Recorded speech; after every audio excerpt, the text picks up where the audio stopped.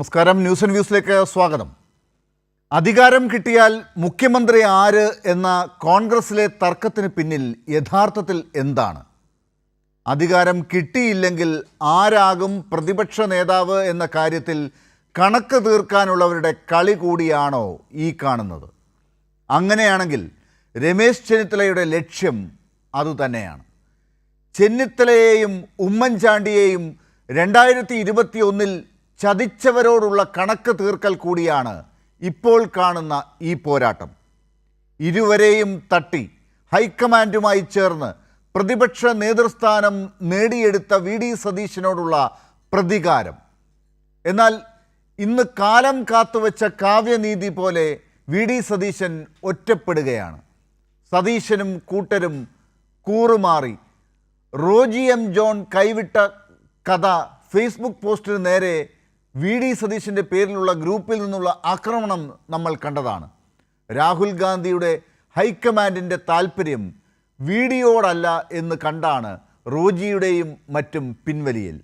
മുൻപ് കണ്ടത് വീഡിക്കൊപ്പം നിൽക്കുന്ന KC ആണെങ്കിൽ ഇപ്പോൾ കഥ നേരെ തിരിയുമ്പോൾ ചെന്നിത്തലയ്ക്കൊപ്പം നിൽക്കുന്ന KCയെയാണ് കാണുന്നത്. ഗ്രൂപ്പിൽ വലിയ ആളുകളൊന്നും പണ്ടത്തെ പോലെ ഇല്ലാത്ത രമേശ് ചെന്നിത്തലയെ നിയന്ത്രിക്കാൻ KC വേണുഗോപാലിന് എളുപ്പം സാധിക്കും. അപ്പോൾ ഈ കളിയുടെ ലക്ഷ്യം മുഖ്യമന്ത്രി കസേര എന്ന് മാത്രം കാണേണ്ടതില്ല. അധികാരം കിട്ടിയില്ലെങ്കിൽ പ്രതിപക്ഷ നേതൃസ്ഥാനം ഉറപ്പിക്കുക എന്നത് കൂടിയാണ്. തൻ്റെ ഗ്രൂപ്പിൽ നിന്ന് കാലുവാരിയ ശേഷം AI ഗ്രൂപ്പുകളിൽ നിന്ന് MLA-മാരെ വിഭജിച്ച് ചാക്കിലാക്കി പണി പറ്റിച്ച വീഡിയോയോടുള്ള കണക്ക് തീർക്കാൻ രമേശ് ചെന്നിത്തലയ്ക്ക് കിട്ടിയ നല്ല അവസരം. മുഖ്യമന്ത്രി പദം സങ്കല്പ ചർച്ചയാണിപ്പോൾ കോൺഗ്രസിൽ. സങ്കല്പമാകുമ്പോൾ പ്രതിപക്ഷ നേതൃസ്ഥാനവും സങ്കല്പിക്കാം. കണക്ക് തീർക്കാൻ രമേശിന് കിട്ടുന്ന പിന്തുണ ചെറുതല്ല. അതാണ് ഈ ഘട്ടത്തിൽ കേരള യാത്ര നടത്താൻ പോലും രമേശിന് ധൈര്യം ലഭിക്കുന്നത്. KCയിലൂടെ രൂപപ്പെട്ട രമേശ് ചെന്നിത്തല ഹൈക്കമാൻഡ് അച്ചുതണ്ടാണ് ആ ധൈര്യം. താൻ യോഗ്യനാണെന്ന് പ്രസംഗിച്ചു നടക്കുക മാത്രമല്ല, ഇംഗ്ലീഷ് പത്രത്തിൽ തൻ്റെ പരസ്യവും നൽകി ഒരു പടി മുന്നിലെത്തി നിൽക്കുകയാണിപ്പോൾ ചെന്നിത്തല. ഇത് നല്ലവണ്ണം മനസ്സിലാക്കിയ ആൾ മറ്റാരുമല്ല, വി.ഡി. സതീശൻ തന്നെയാണ്. വീണ്ടും പ്രതിപക്ഷത്തിരിക്കേണ്ടി വന്നാൽ നേതൃസ്ഥാനം പോലും കിട്ടില്ല എന്ന് മനസ്സിലാക്കിയ വി.ഡിയുടെ കളിയാണ് ഫ്ലക്സും വനവാസം റിസോർട്ട് ഹൈപ്പുമൊക്കെ. ഇതാ ജയിക്കാൻ പോകുന്നു, മുഖ്യമന്ത്രി കസേരയ്ക്ക് വേണ്ടിയുള്ള ഒരുക്കം എന്നൊക്കെ പറഞ്ഞ് മാധ്യമങ്ങളിൽ പോരുമുറുകുമ്പോൾ അണിയറയിലെ കളികൾ വേറെയാണ്. ന്യൂസ് ആൻഡ് വ്യൂസ് ഇന്ന് പരിശോധിക്കുന്നത് ഈ വിഷയമാണ്. ചർച്ചയിൽ ചേരുന്നവർ: ഇടതുപക്ഷത്തിനു വേണ്ടി NCPയുടെ നേതാവ് PM സുരേഷ് ബാബു, കോൺഗ്രസ് സഹയാത്രികൻ B. റെജി, മുതിർന്ന മാധ്യമപ്രവർത്തകൻ ജേക്കബ് ജോർജ്, രാഷ്ട്രീയ നിരീക്ഷകൻ M. ജയചന്ദ്രൻ എന്നിവർ.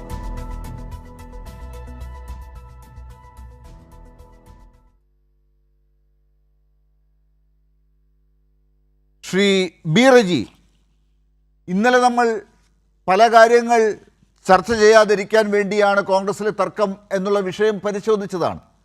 ഇന്നിപ്പോൾ പുതിയ റിപ്പോർട്ടുകൾ വരുന്നുണ്ട്. പഴയ ചില കണക്കുകൾ തീർക്കുകയാണ് രമേശ് ചെന്നിത്തലയും വി.ഡി. സതീശനും ഒക്കെ എന്ന്. വി.ഡി. സതീശൻ 2021 എങ്ങനെയാണ് പ്രതിപക്ഷ നേതാവായത് എന്നുള്ളത് നമുക്കൊക്കെ അറിയാം.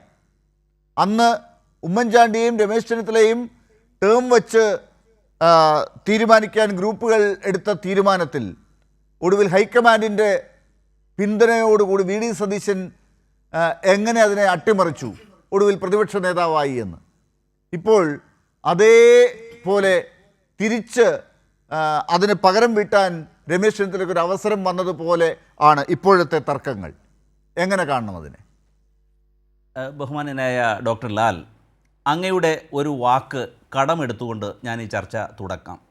അതായത് അങ്ങ് പറഞ്ഞു മുഖ്യമന്ത്രി പദത്തിന് വേണ്ടിയുള്ള സാങ്കല്പികമായിട്ടുള്ള ചർച്ചകളാണ് നടക്കുന്നതെന്ന്.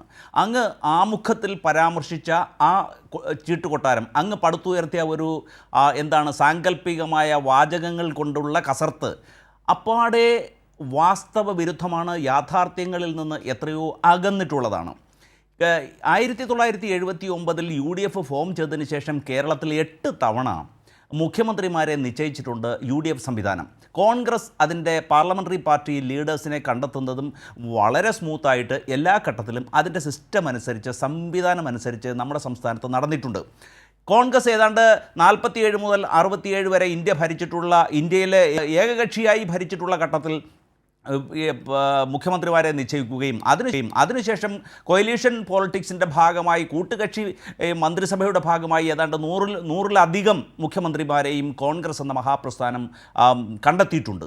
ഇവിടെ കേരളത്തിലെ കാര്യം നമ്മൾ എടുത്തു നോക്കിയാൽ 34 ലക്ഷത്തോളം വരുന്ന കോൺഗ്രസ് പ്രവർത്തകരാണ് കേരളത്തിൽ കോൺഗ്രസ്സിലുള്ളത്. ആ കോൺഗ്രസിൻ്റെ എല്ലാ കാലഘട്ടത്തിലും ഞാൻ നേരത്തെ പറഞ്ഞതുപോലെ ആ 8 തവണയും വളരെ സ്മൂത്തായിട്ട് വളരെ കൃത്യമായിട്ട് അതിൻ്റെ കീഴ്വഴക്കമനുസരിച്ച് അതിൻ്റെ സംവിധാനം അനുസരിച്ച് പാർലമെൻ്ററി പാർട്ടി ലീഡറിനെ കണ്ടെത്തും. അത് ഇപ്പോൾ വിജയിക്കും എന്നുള്ള പ്രതീക്ഷയാണുള്ളത്. അങ്ങനെ വിജയിക്കുന്ന ഘട്ടത്തിലും ആയാലും ശരി, അത് മറിച്ച് ആണെങ്കിലും ശരി, ഒരു പാർലമെൻ്ററി പാർട്ടി ലീഡറെ തിരഞ്ഞെടുക്കുന്നതിന് കൃത്യമായ വ്യവസ്ഥകളുണ്ട്, സംവിധാനമുണ്ട്. അതനുസരിച്ചാണ്. അത് കോൺഗ്രസിന് ഒരു പ്രത്യേക സംവിധാനമുണ്ട് എന്ന് ശ്രീ ബി റെജി പറഞ്ഞത് ശരിയാണ്. അതനുസരിച്ചാണ് 2021 കോൺഗ്രസിൻ്റെ ആ ഒരു പ്രത്യേക രീതി അനുസരിച്ച് ഉമ്മൻചാണ്ടിയും രമേശ് ചെന്നിത്തലയും തമ്മിൽ അധികാരം കിട്ടുമ്പോൾ വീതിക്കുന്ന കാര്യത്തെക്കുറിച്ചുള്ള ഒരു തീരുമാനമുണ്ടായത്. അത് പക്ഷേ LDF അധികാരത്തിലേക്ക് എത്തുന്നൊരു ഘട്ടമുണ്ടാകുന്നു. അവിടെ രമേശ് ചെന്നിത്തല ഒരു പരാജിതനാണ് എന്ന് VD സതീശന് എളുപ്പം സ്ഥാപിക്കാൻ സാധിക്കുന്നു. അദ്ദേഹത്തിന് MLA-മാരെ A ഗ്രൂപ്പിൽ നിന്നും I ഗ്രൂപ്പിൽ നിന്നും MLA-മാരെ തൻ്റെ പക്ഷത്തേക്ക് കൊണ്ട് നിർത്താൻ സാധിക്കുന്നു. രമേശ് ചെന്നിത്തലയുടെ ഗ്രൂപ്പിലുണ്ടായിരുന്ന VD സതീശൻ രമേശ് ചെന്നിത്തലയെ തന്നെ നേതൃസ്ഥാനത്തു നിന്ന് മാറ്റിക്കൊണ്ട് ഹൈക്കമാൻഡിൻ്റെ സഹായത്തോടു കൂടി പ്രതിപക്ഷ നേതൃസ്ഥാനത്തേക്ക് എത്തുന്ന കാഴ്ചയാണ് നമ്മൾ 2021 കണ്ടത്. അതിപ്പോൾ തിരിച്ചു പോകുന്ന ഒരു കാഴ്ചയാണ് ഇപ്പോൾ കാണുന്നത് എന്നതാണ് നമ്മുടെ ചർച്ചാ വിഷയം. നോക്കൂ ഡോക്ടർ ലാൽ, 2021 സംഭവ വികാസങ്ങളെക്കുറിച്ച് അങ്ങ് പ്രതിപാദിച്ചിട്ടുള്ളത് അങ്ങയുടെ ഒരു വെർഷൻ മാത്രമാണ്. കോൺഗ്രസിനെ സംബന്ധിച്ച് അതിൻ്റെ പാർലമെൻ്ററി പാർട്ടി നേതൃത്വം ഹൈക്കമാൻഡിൻ്റെ നിർദ്ദേശാനുസരണം ഹൈക്കമാൻഡിൻ്റെ സൂപ്പർവിഷനിൽ ആ ഒരു ഘട്ടത്തിൽ അന്നത്തെ പ്രതിപക്ഷ നേതാവിനെ തിരഞ്ഞെടുക്കുകയുണ്ടായി. അതായത് കോൺഗ്രസ് പാർലമെൻ്ററി പാർട്ടിയുടെ നേതാവിനെ തിരഞ്ഞെടുക്കുകയുണ്ടായി.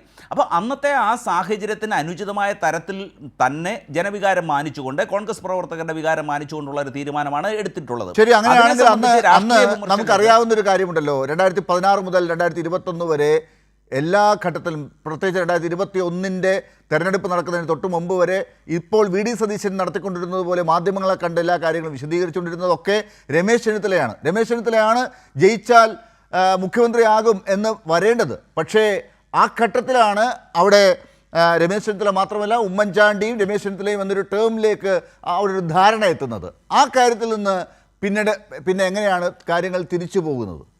നോക്കൂ, ഈ സംവിധാനം അനുസരിച്ച്, അതായത് കോൺഗ്രസ് എന്ന മഹാപ്രസ്ഥാനത്തിൻ്റെ നിലവിലുള്ള സംവിധാനം അനുസരിച്ച്, അതിൻ്റെ കീഴ്വഴക്കം അനുസരിച്ച് അതിന് വ്യക്തമായ ഒരു സംവിധാനമുണ്ട്. ആ കീഴ്വഴക്കവും സംവിധാനവും അനുസരിച്ചാണ് തെരഞ്ഞെടുപ്പ് നടക്കുക. ഈ എല്ലാ രാഷ്ട്രീയ പാർട്ടികൾക്കും അതിൻ്റേതായ ചില സാഹചര്യങ്ങൾക്കനുസരിച്ച് അനുയോജ്യമായ തീരുമാനങ്ങൾ കൈക്കൊള്ളേണ്ടതായിട്ടുണ്ട്. ഇവിടെ CPM-നെ സംബന്ധിച്ച് അവർ തീരുമാനങ്ങൾ എടുത്തിട്ടില്ലേ? മുഖ്യമന്ത്രി സ്ഥാനാർത്ഥി മുഖമായി ഒരാളെ നിശ്ചയിച്ചുകൊണ്ട് അവസാനം ഫലപ്രഖ്യാപനം വന്നതിന് ശേഷം മറ്റൊരാൾ മുഖ്യമന്ത്രിയാകുന്ന സ്ഥിതിയൊക്കെ നമ്മൾ CPM-ൻ്റെ രാഷ്ട്രീയത്തിൽ, ഇടതുപക്ഷ രാഷ്ട്രീയത്തിൽ നമ്മൾ പലതവണ കണ്ടിട്ടുള്ളതല്ലേ. അപ്പോൾ ഓരോ രാഷ്ട്രീയ കാലാവസ്ഥ അനുസരിച്ചും ഓരോ പാർട്ടിക്കും അതിൻ്റേതായ നിലവാരവും അനുസരിച്ചും അതിൻ്റെ സാഹചര്യങ്ങളുടെ പ്രത്യേകത അനുസരിച്ചും അതിൻ്റെ നേതൃത്വത്തെ തിരഞ്ഞെടുക്കുന്നു. അത് പാർട്ടിയുടെ നേതാക്കൾ സമുചിതമായി ആലോചിച്ച് എടുക്കുന്ന യുക്തമായ തീരുമാനങ്ങളാണ്. ശരി, CPM-ൽ അങ്ങനെയാണ് നടക്കുന്നതെന്നുള്ള കാര്യം താങ്കൾ അങ്ങനെ പറഞ്ഞു പോയെങ്കിലും അതിനൊരു കൃത്യതയുണ്ടോ എന്നുള്ളത് നമുക്ക് അന്വേഷിച്ച് വരേണ്ടതാണ്. എനിക്കങ്ങനെ താങ്കൾ പറഞ്ഞത് വ്യക്തമായി മനസ്സിലായതുമില്ല. ഞാൻ താങ്കളിലേക്ക് വരാം. അതിനു മുമ്പ് അഡ്വക്കേറ്റ് PM സുരേഷ് ബാബു, ഈ 2021 കാര്യങ്ങൾ, അതുവരെയുള്ള കോൺഗ്രസിലെ കാര്യങ്ങൾ ഒരുപക്ഷെ ഇവിടെ ഇരിക്കുന്നതിൽ ഏറ്റവും നന്നായി അറിയാവുന്ന ആൾ, അവിടെ നിന്ന് ലൈവായി തന്നെ കാര്യങ്ങളെ അറിഞ്ഞുകൊണ്ടിരുന്ന ഒരാൾ താങ്കളാണ്, അഡ്വക്കേറ്റ് PM സുരേഷ് ബാബു. ഇപ്പോൾ ഏറ്റവും ഒടുവിൽ 2021 ഒരു പ്രതികാരം വീട്ടാൻ രമേശ് ചെന്നിത്തലയ്ക്ക് ഒരു അവസരം വന്നു എന്ന് തോന്നുന്ന രീതിയിലാണ് കഴിഞ്ഞ ദിവസങ്ങളിലെ രമേശ് ചെന്നിത്തലയുടെ പ്രതികരണങ്ങൾ കാണുമ്പോൾ മനസ്സിലാകുന്നത്. അദ്ദേഹം ഇന്നലെ പ്രസംഗിക്കുമ്പോൾ പറയുകയാണ്, ഒരു സുപ്രഭാതത്തിൽ പൊട്ടി വീണ ആളൊന്നും അല്ല ഞാൻ, സൈക്കിൾ ചവിട്ടി ഒക്കെ സംഘടനാ പ്രവർത്തനം നടത്തിയിട്ടുള്ള ഒരു പാരമ്പര്യമുള്ള ഒരാളാണ് ഞങ്ങളൊക്കെ അങ്ങനെ കഷ്ടപ്പെട്ട് വന്നതാണ്. ആരോ അതിനു മുമ്പ് തലേ ദിവസം കഷ്ടപ്പെട്ട ആളുകൾ, ജയിലിൽ കിടന്ന ആളുകളൊക്കെയാണ് മുഖ്യമന്ത്രി ആകേണ്ടത് എന്ന് ശ്രീ അജയ് തറയിൽ ഫേസ്ബുക്ക് പോസ്റ്റ് ഇട്ട് പിറ്റേ ദിവസം അത് വിശദീകരിക്കുന്ന ഒരു കാഴ്ച നമ്മൾ കണ്ടതാണ്. അതിന് മറുപടി എന്നോണം ഇന്നലെ രമേശ് ചെന്നിത്തല പറയുന്നു. ഇന്നലെ തന്നെ അതുകൊണ്ട് KPCC പെട്ടെന്ന് ചാടി വീഴുന്നു, രമേശ് ചെന്നിത്തലയെ തടയുന്നത് പോലെ ആണ് കാണുന്നത്. അദ്ദേഹം ഇനി കൂടുതൽ മുന്നോട്ട് പോകരുത് എന്ന് KPCCക്ക് താല്പര്യമുള്ളതുപോലെയാണ് ഇന്നലത്തെ KPCCയുടെ ബാൻ ഇത്തരം കാര്യങ്ങളിൽ പരസ്യ പ്രസ്താവന പാടില്ല എന്ന് കാണുന്നത്.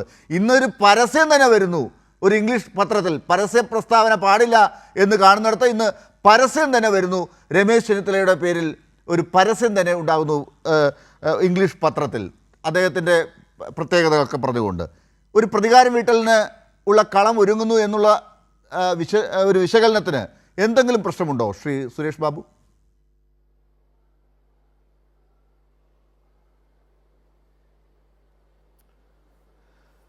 ഞാൻ ഈ ശ്രീ റെജി പറഞ്ഞ കാര്യങ്ങളൊക്കെ ശ്രദ്ധിക്കുകയായിരുന്നു. അദ്ദേഹം കോൺഗ്രസിൻ്റെ കീഴ്വഴക്കങ്ങളെക്കുറിച്ചൊക്കെ പറയുമ്പോൾ അങ്ങനെ അദ്ദേഹത്തിന് പറയാനുള്ള സ്വാതന്ത്ര്യം നമ്മൾ അനുവദിച്ചു കൊടുക്കണം. അത് സ്വാഭാവികമായിട്ടുള്ളൊരു കാര്യക്കിടക്കലാണ്. അങ്ങനെ ഇത് കോൺഗ്രസ് കൃത്യമായ കീഴ്വഴക്കമുണ്ട്, അത് ഇന്ന പോലെയാണ് തുടങ്ങിയിട്ടുള്ള കാര്യങ്ങളൊക്കെ പൊതുസമൂഹത്തിൻ്റെ മുമ്പിൽ തന്നെ നിലവിലുള്ള കാര്യങ്ങളാണ്. അത് പ്രത്യേകമായ ഒരു കോൺഗ്രസ് നേതാവ് ചാനലിലൂടെ പറയേണ്ടുന്ന കാര്യമില്ല, ഇന്നതൊക്കെയാണ് അതിൻ്റെ കീഴ്വഴക്കമെന്ന്. പക്ഷെ ഒരു വസ്തുത ഞാൻ പറയാം. 2021 16 മുതൽ 16 തെരഞ്ഞെടുപ്പിലേക്കാണ് വരുമ്പോൾ അവരുടെ വിചാരത്തിന് വിരുദ്ധമായി ഇടതുപക്ഷ ജനാധിപത്യ മുന്നണി 16 ഭരണത്തിലേക്ക് വരുന്നുണ്ട്, 91 സീറ്റുമായി വന്നിട്ടുണ്ട്. അപ്പോൾ 16 മുതൽ 21 വരെയുള്ള കാലഘട്ടത്തിൽ അവിടെ സ്വാഭാവികമായും UDFും കോൺഗ്രസും പ്രതിപക്ഷത്താണ്. പ്രതിപക്ഷ നേതാവായി അന്ന് നടന്ന ചർച്ചകളെക്കുറിച്ച് ഞാൻ ഇപ്പോൾ പറയാൻ ആഗ്രഹിക്കുന്നില്ല. നമുക്ക് അത് ചർച്ചയ്ക്ക് അനിവാര്യമാണെങ്കിൽ നമുക്കതിലേക്ക് പോകാം. അവിടെ ശ്രീ രമേശ് ചെന്നിത്തല പ്രതിപക്ഷ നേതാവാകുന്നു. രമേശ് ചെന്നിത്തല പ്രതിപക്ഷ നേതാവായി നിന്നുകൊണ്ടാണ് 2021 തെരഞ്ഞെടുപ്പിന് നേതൃത്വപരമായ സമീപനം UDF കൊടുക്കുന്നത്. ആ നേതൃത്വപരമായ സമീപനത്തിന് ശേഷം 2021 UDFിൻ്റെ നിർഭാഗ്യത്തിന് വീണ്ടും LDF തന്നെ അധികാരത്തിലേക്ക് വരുന്നു. അപ്പോൾ സ്വാഭാവികമായും ഒരു പ്രതിപക്ഷ നേതാവ് വേണം. പ്രതിപക്ഷ നേതാവ് ഉണ്ടാകേണ്ടത് ജനാധിപത്യ പ്രക്രിയയിൽ അനിവാര്യമാണ്. അതിന് ശ്രീ രജി ഇവിടെ സൂചിപ്പിച്ചതുപോലെയുള്ള കോൺഗ്രസിൻ്റെ കീഴ്വഴക്ക പോലെ എന്ന നിലയ്ക്ക് ഇന്നത്തെ കോൺഗ്രസ് പ്രസിഡന്റ് ശ്രീ മല്ലികാർജുന ഖാർഗെയുടെ നേതൃത്വത്തിൽ 3-4 പേര് കേരളത്തിൽ വന്നു. കേരളത്തിൽ വന്നപ്പോൾ ഇവിടെ ഒരു അശരീരി പരന്നിട്ടുണ്ടായിരുന്നു. ഞങ്ങളുടെയൊക്കെ ഇടയിൽ ഒരു അശരീരിയുണ്ട്. എന്താണ് അശരീരി? ആ വന്ന നേതൃത്വത്തിന് രമേശ് ചെന്നിത്തലയെ മാറ്റി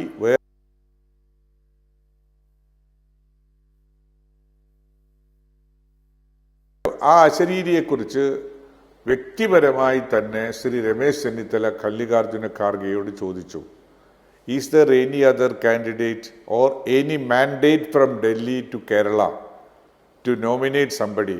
if so please mention the name. അങ്ങനെ ഡൽഹിയിൽ നിന്ന് വല്ല തിട്ടൂരവും നിങ്ങൾക്കുണ്ടോ? ഇന്നയാളെ പ്രതിപക്ഷ നേതാവായി വാഴിക്കണം എന്നതിനെക്കുറിച്ച് വലിയ നിർദ്ദേശവും ഉണ്ടോ? ഉണ്ടെങ്കിൽ അദ്ദേഹത്തിൻ്റെ പേര് ഇങ്ങോട്ട് പറഞ്ഞാൽ ഞാൻ തന്നെ ആ പേര് അങ്ങോട്ട് നിർദ്ദേശിച്ചോളാം എന്ന് മല്ലികാർജുന ഖാർഗെയോട് ശ്രീ രമേശ് ചെന്നിത്തല പറഞ്ഞതായിട്ടാണ് എനിക്കുള്ള വിവരം. എന്നിട്ട് അപ്പോൾ മല്ലികാർജുന ഖാർഗെ പറഞ്ഞത് നോ, വി ആർ ഫ്രീ. ഇവിടുത്തെ പാർലമെൻ്ററി പാർട്ടിയിലെ മെജോറിറ്റിയും മൈനോറിറ്റിയും നോക്കി തീരുമാനിക്കാനുള്ള മാൻഡേറ്റ് മാത്രമേ ഞങ്ങൾക്കുള്ളൂ, അതനുസരിച്ചാണ് ഞങ്ങൾ വന്നിരിക്കുന്നത്. എല്ലാവർക്കും അറിയാവുന്നതുപോലെ തന്നെ പകൽ വെളിച്ചം പോലത്തെ സത്യമായിട്ട് അന്നത്തെ ആ പാർലമെൻ്ററി പാർട്ടിക്കകത്ത് ശ്രീ രമേശ് ചെന്നിത്തലയ്ക്കായിരുന്നു ഭൂരിപക്ഷം. പക്ഷേ വന്നത് വേറെ ആളാണ്, അന്നത് വേറൊരു പേരാണ്. എനിക്ക് അദ്ദേഹത്തിനോട് പ്രത്യേകിച്ച് എന്തെങ്കിലും അഭിപ്രായ വ്യത്യാസം ഉണ്ടായിട്ട് പറയുകയല്ല, അങ്ങനെയാണ് വന്നത്. അപ്പോൾ ഈ കീഴ്വഴക്കത്തിനെക്കുറിച്ചും നടക്കുന്ന കാര്യങ്ങളെക്കുറിച്ചും സുതാര്യമാണ് എന്നുള്ള ഒരു വർത്തമാനം കേരളത്തിലെ പൊതുജനങ്ങളോട് പറഞ്ഞാൽ കേരളത്തിലെ പൊതുജനങ്ങൾ ആ കാര്യത്തിൽ വിശ്വാസത്തിൽ എടുക്കുകയില്ല. തീർച്ചയായിട്ടും അത് പൊതുജനം വിശ്വസിക്കില്ല എന്നുള്ളതിനപ്പുറം കോൺഗ്രസിൽ അത് രമേശ് ചെന്നിത്തലയ്ക്ക് മറക്കാൻ പറ്റുന്ന ഒരു കാര്യമാണോ? കോൺഗ്രസിന്റെ ഒരു ശീലം നമുക്കറിയാം. ഗ്രൂപ്പ് തർക്കങ്ങളുടെ കാര്യത്തിൽ കോൺഗ്രസ് എടുക്കുന്ന നിലപാടുകൾ നമുക്കറിയാം. അക്കാര്യത്തിൽ രമേശ് ചെന്നിത്തല ഇത്രയും കാലം കാത്തിരുന്ന് ഇപ്പോൾ ഒരവസരം വരുമ്പോൾ തനിക്ക് തൻ്റെ ഭാഗത്തേക്ക് അന്നുണ്ടായ ഒരു അപകടം ഉണ്ടാകാതിരിക്കാനുള്ള എല്ലാ മുൻകരുതലുകളും അദ്ദേഹം എടുക്കും. അതിനെ പ്രതികാരം എന്ന വാക്ക് തന്നെ എടുക്കാം. അദ്ദേഹത്തിന് ഇപ്പോൾ അന്ന് ഹൈക്കമാൻഡുമായി ചേർന്ന് ആരാണ് അദ്ദേഹത്തിനെതിരെ ഒരു നിലപാടെടുത്ത് വിജയിപ്പിച്ചെടുത്തത്, അവർക്ക് തിരിച്ച് അതേ അവസ്ഥ ഉണ്ടാകുന്ന രീതിയിൽ ഇന്ന് വി ഡി സതീശൻ എണ്ണത്തിൽ പിന്തുണയുടെ കാര്യത്തിൽ പുറകോട്ട് നിൽക്കുന്നൊരവസ്ഥ ഉണ്ടായിരിക്കുന്നു. അത് തനിക്ക് അനുകൂലമാക്കി മാറ്റാനുള്ള എല്ലാ പണിയും അദ്ദേഹം ഇപ്പോൾ നോക്കുന്നു. ഹൈക്കമാൻഡിൻ്റെ മുമ്പിൽ ദിവസവും പത്രമെടുത്ത് നോക്കുമ്പോൾ, സമൂഹ മാധ്യമങ്ങൾ എടുത്ത് നോക്കുമ്പോൾ രമേശ് ചെന്നിത്തലയുടെ പേര് വരുന്ന രീതിയിലേക്ക് വരുന്നു. അതിന് ഹൈക്കമാൻഡിൻ്റെ കെ.സി. വേണുഗോപാലിൻ്റെയും പിന്തുണയുണ്ട് എന്ന നിരീക്ഷണം വരുമ്പോൾ അതിനെ എങ്ങനെ കാണണം സാർ? ഇപ്പോൾ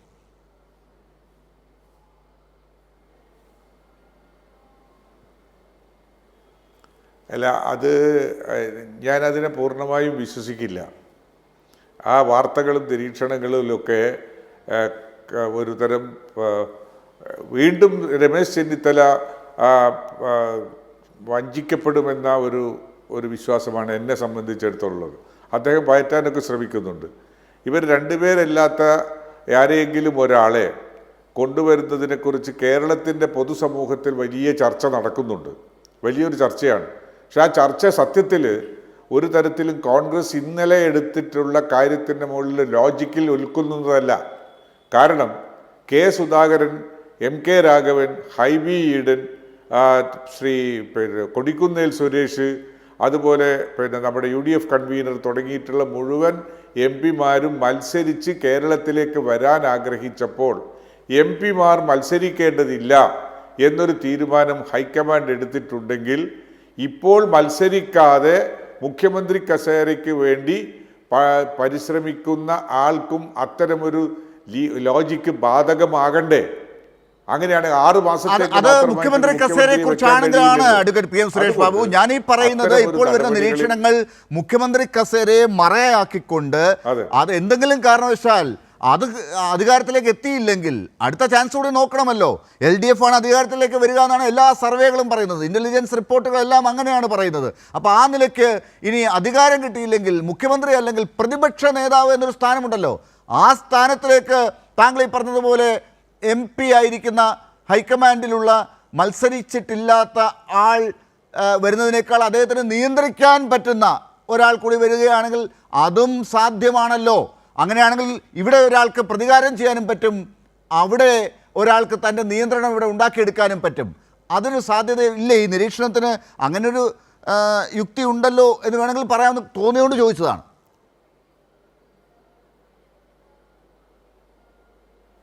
അത് തീർച്ചയായിട്ടും അത് ഞാൻ അതിലേക്ക് വരാനിരിക്കുമ്പോഴാണ് ഇതൊക്കെ ഹൈപ്പോത്തറ്റിക്കലാണ് എന്ന് പറഞ്ഞ് തുടങ്ങാനാണ് ഞാൻ പോയെന്നത്. അത് മറ്റത് സംഭവിക്കാനിരിക്കുന്നില്ല. മുഖ്യമന്ത്രി കസേരയല്ല, മുഖ്യമന്ത്രിൻ്റെ ബെഞ്ചും അവിടെയൊന്നും UDF-മായി ബന്ധപ്പെട്ട് വരാനിരിക്കുന്നതേ ഇല്ല. അവിടെ നമുക്ക് വളരെ സേഫായി ഏൽപ്പിക്കാൻ കഴിയുന്നത് ഒരു പ്രതിപക്ഷ നേതൃത്വത്തിൻ്റെ സ്ഥാനമാണ്.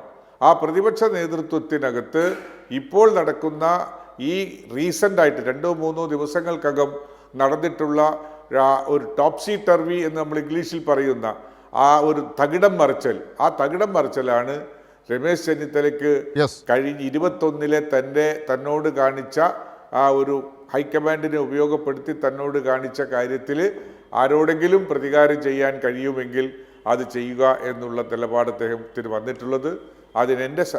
എൻ്റെ ഒരു അഭിപ്രായത്തിലും ഞാൻ മനസ്സിലാക്കിയെടുത്തോളവും ഹൈക്കമാൻഡിൽ നല്ല ഒരു വിഭാഗത്തിൻ്റെ പിന്തുണയുണ്ട് എന്ന് തന്നെയാണ്. ശരി, അത് ഏറ്റവും ടോപ്പ് ലീഡർഷിപ്പിൻ്റെ പോലും പിന്തുണയോടുകൂടി തന്നെയാണ് അത് വരുന്നത്. ശരി, ശ്രീ ജേക്കബ് ജോർജ്, ഇപ്പോൾ ഈ കാര്യത്തിൽ മുഖ്യമന്ത്രി ആരാകും എന്ന് ചർച്ചയാണ് പുറത്തേക്ക് കഴിഞ്ഞ കുറച്ച് ദിവസങ്ങളായി UDF-ൽ കോൺഗ്രസിൽ പുറത്തേക്ക് വന്നുകൊണ്ടിരിക്കുന്നത്.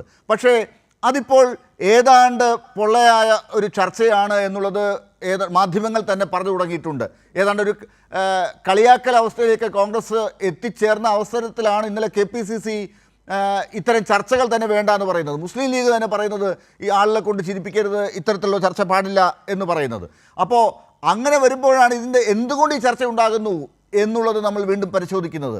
ഇത് നിരോധിച്ച ശേഷവും ഇങ്ങനെ പരസ്യ പ്രസ്താവന പാടില്ല എന്ന് പറഞ്ഞ ശേഷവും രമേശ് ചെന്നിത്തലയുടെ പേരിൽ ഇംഗ്ലീഷ് പത്രത്തിൽ വന്ന പരസ്യം കൂടി കാണുമ്പോൾ ഇത് രമേശ് ചെന്നിത്തലയ്ക്ക് അങ്ങനെ വിട്ടുകളയാൻ പറ്റുന്നൊരു കാര്യമല്ല. മുഖ്യമന്ത്രി കസേര അല്ലെങ്കിൽ അടുത്ത കസേരയിൽ ആളുണ്ടാകണം എന്ന ഒരു ചർച്ച വരുന്നത്. ആ ചർച്ചയാണ് അവിടെ യഥാർത്ഥത്തിൽ കാണുന്നത്. അതിൽ ഹൈക്കമാൻഡിന് ഏതറ്റം വരെ രമേശ് ചെന്നിത്തലയെ പിന്തുണയ്ക്കാൻ പറ്റും എന്നതിൻ്റെ കാഴ്ച കൂടിയാണ് കാണുന്നത്.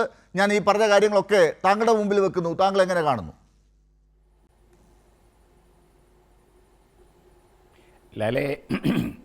ലാലേ, ഈ പ്രതിപക്ഷ നേതൃസ്ഥാനത്തിന് വേണ്ടി രമേശ് ചെന്നിത്തലയും കെ സി വേണുഗോപാലും വി ഡി സതീശനുമൊക്കെ അടി കൊണ്ടുവന്ന് എനിക്ക് തോന്നുന്നില്ല. ഞാനതിൽ വിശ്വസിക്കുന്നില്ല. അവർക്ക് ഇപ്പോൾ മുഖ്യമന്ത്രി സ്ഥാനം ഐക്യജനാധിപത്യ മുന്നണിക്ക്, പ്രത്യേകിച്ച് കോൺഗ്രസ്സിന് വെള്ളിത്താലത്തിൽ വെച്ച് കിട്ടും എന്നുള്ള പ്രതീക്ഷയിലാണ് ഇതുപോലെയുള്ള സംഘർഷം നടക്കുന്നത്. ഞാൻ നോക്കിയിട്ട് രാഷ്ട്രീയമായിട്ട് ആ സംഘർഷത്തിന് കാരണങ്ങൾ ഒട്ടേറെ ഉണ്ട്. ഒന്നാമത്തെ കാര്യം, രമേശ് ചെന്നിത്തല കഴിഞ്ഞ തവണത്തെ പ്രതിപക്ഷ നേതാവായിരുന്നു. അദ്ദേഹത്തിന് വീണ്ടും പ്രതിപക്ഷ നേതൃസ്ഥാനം കിട്ടേണ്ടതായിരുന്നു. അത് അദ്ദേഹത്തിൽ നിന്ന് അകറ്റപ്പെട്ടു. അതുകൊണ്ട് അങ്ങനെയുള്ളൊരു സ്ഥാനം വീണ്ടും ഈ തിരഞ്ഞെടുപ്പിൽ കിട്ടണം. 2021 നഷ്ടപ്പെട്ടത് ഇപ്പോൾ 26 കിട്ടണം എന്നതാണ് അദ്ദേഹത്തിൻ്റെ ആവശ്യം. തന്നെയുമല്ല, ഇവരെക്കാട്ടിലൊക്കെ സീനിയോറിറ്റി രമേശ് ചെന്നിത്തലയ്ക്ക് അവകാശപ്പെടുകയും ചെയ്യാം. രണ്ടാമത്തെ ആൾ K C Venugopal. K C വേണുഗോപാലിന് ഡൽഹിയിൽ നിന്ന് മതിയായി. അദ്ദേഹത്തിന് ഇനി അവിടെ ഒന്നും ചെയ്യാനില്ല. അവിടെയാണെങ്കിൽ അദ്ദേഹത്തെ ഒന്ന് മാറ്റി സ്ഥാപിച്ച് അദ്ദേഹം വഹിക്കുന്ന ദേശീയ ജനറൽ സെക്രട്ടറി സ്ഥാനം ഹിന്ദിയൊക്കെ അറിയാവുന്ന ഒരു നോർത്ത് ഇന്ത്യക്കാരനെ ഏൽപ്പിക്കണം. അതിന് ആൾക്കാരുടെ പേരൊക്കെ കേൾക്കുന്നുണ്ട് അവിടെ നിന്ന്, ഡൽഹിയിൽ നിന്ന്. അപ്പോൾ മാന്യമായ ഒരു എക്സിറ്റ് കൊടുക്കണം. അദ്ദേഹത്തെ മാന്യമായൊരു എക്സിറ്റ് എന്ന നിലയ്ക്ക് തിരുവനന്തപുരത്തേക്ക്, കേരളത്തിലേക്ക് വിടുകയാണെങ്കിൽ സ്വാഭാവികമായിട്ടും കോൺഗ്രസ് ഹൈക്കമാൻഡിനെ യോജിച്ച മാതിരി ഒരു നേതാവിനെ അവിടെ പ്രതിഷ്ഠിക്കാൻ പറ്റും.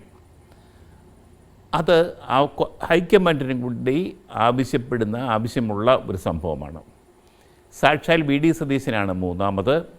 സതീശൻ കഴിഞ്ഞ 5 വർഷം പ്രതിപക്ഷ നേതാവായിരുന്നയാളാണ്.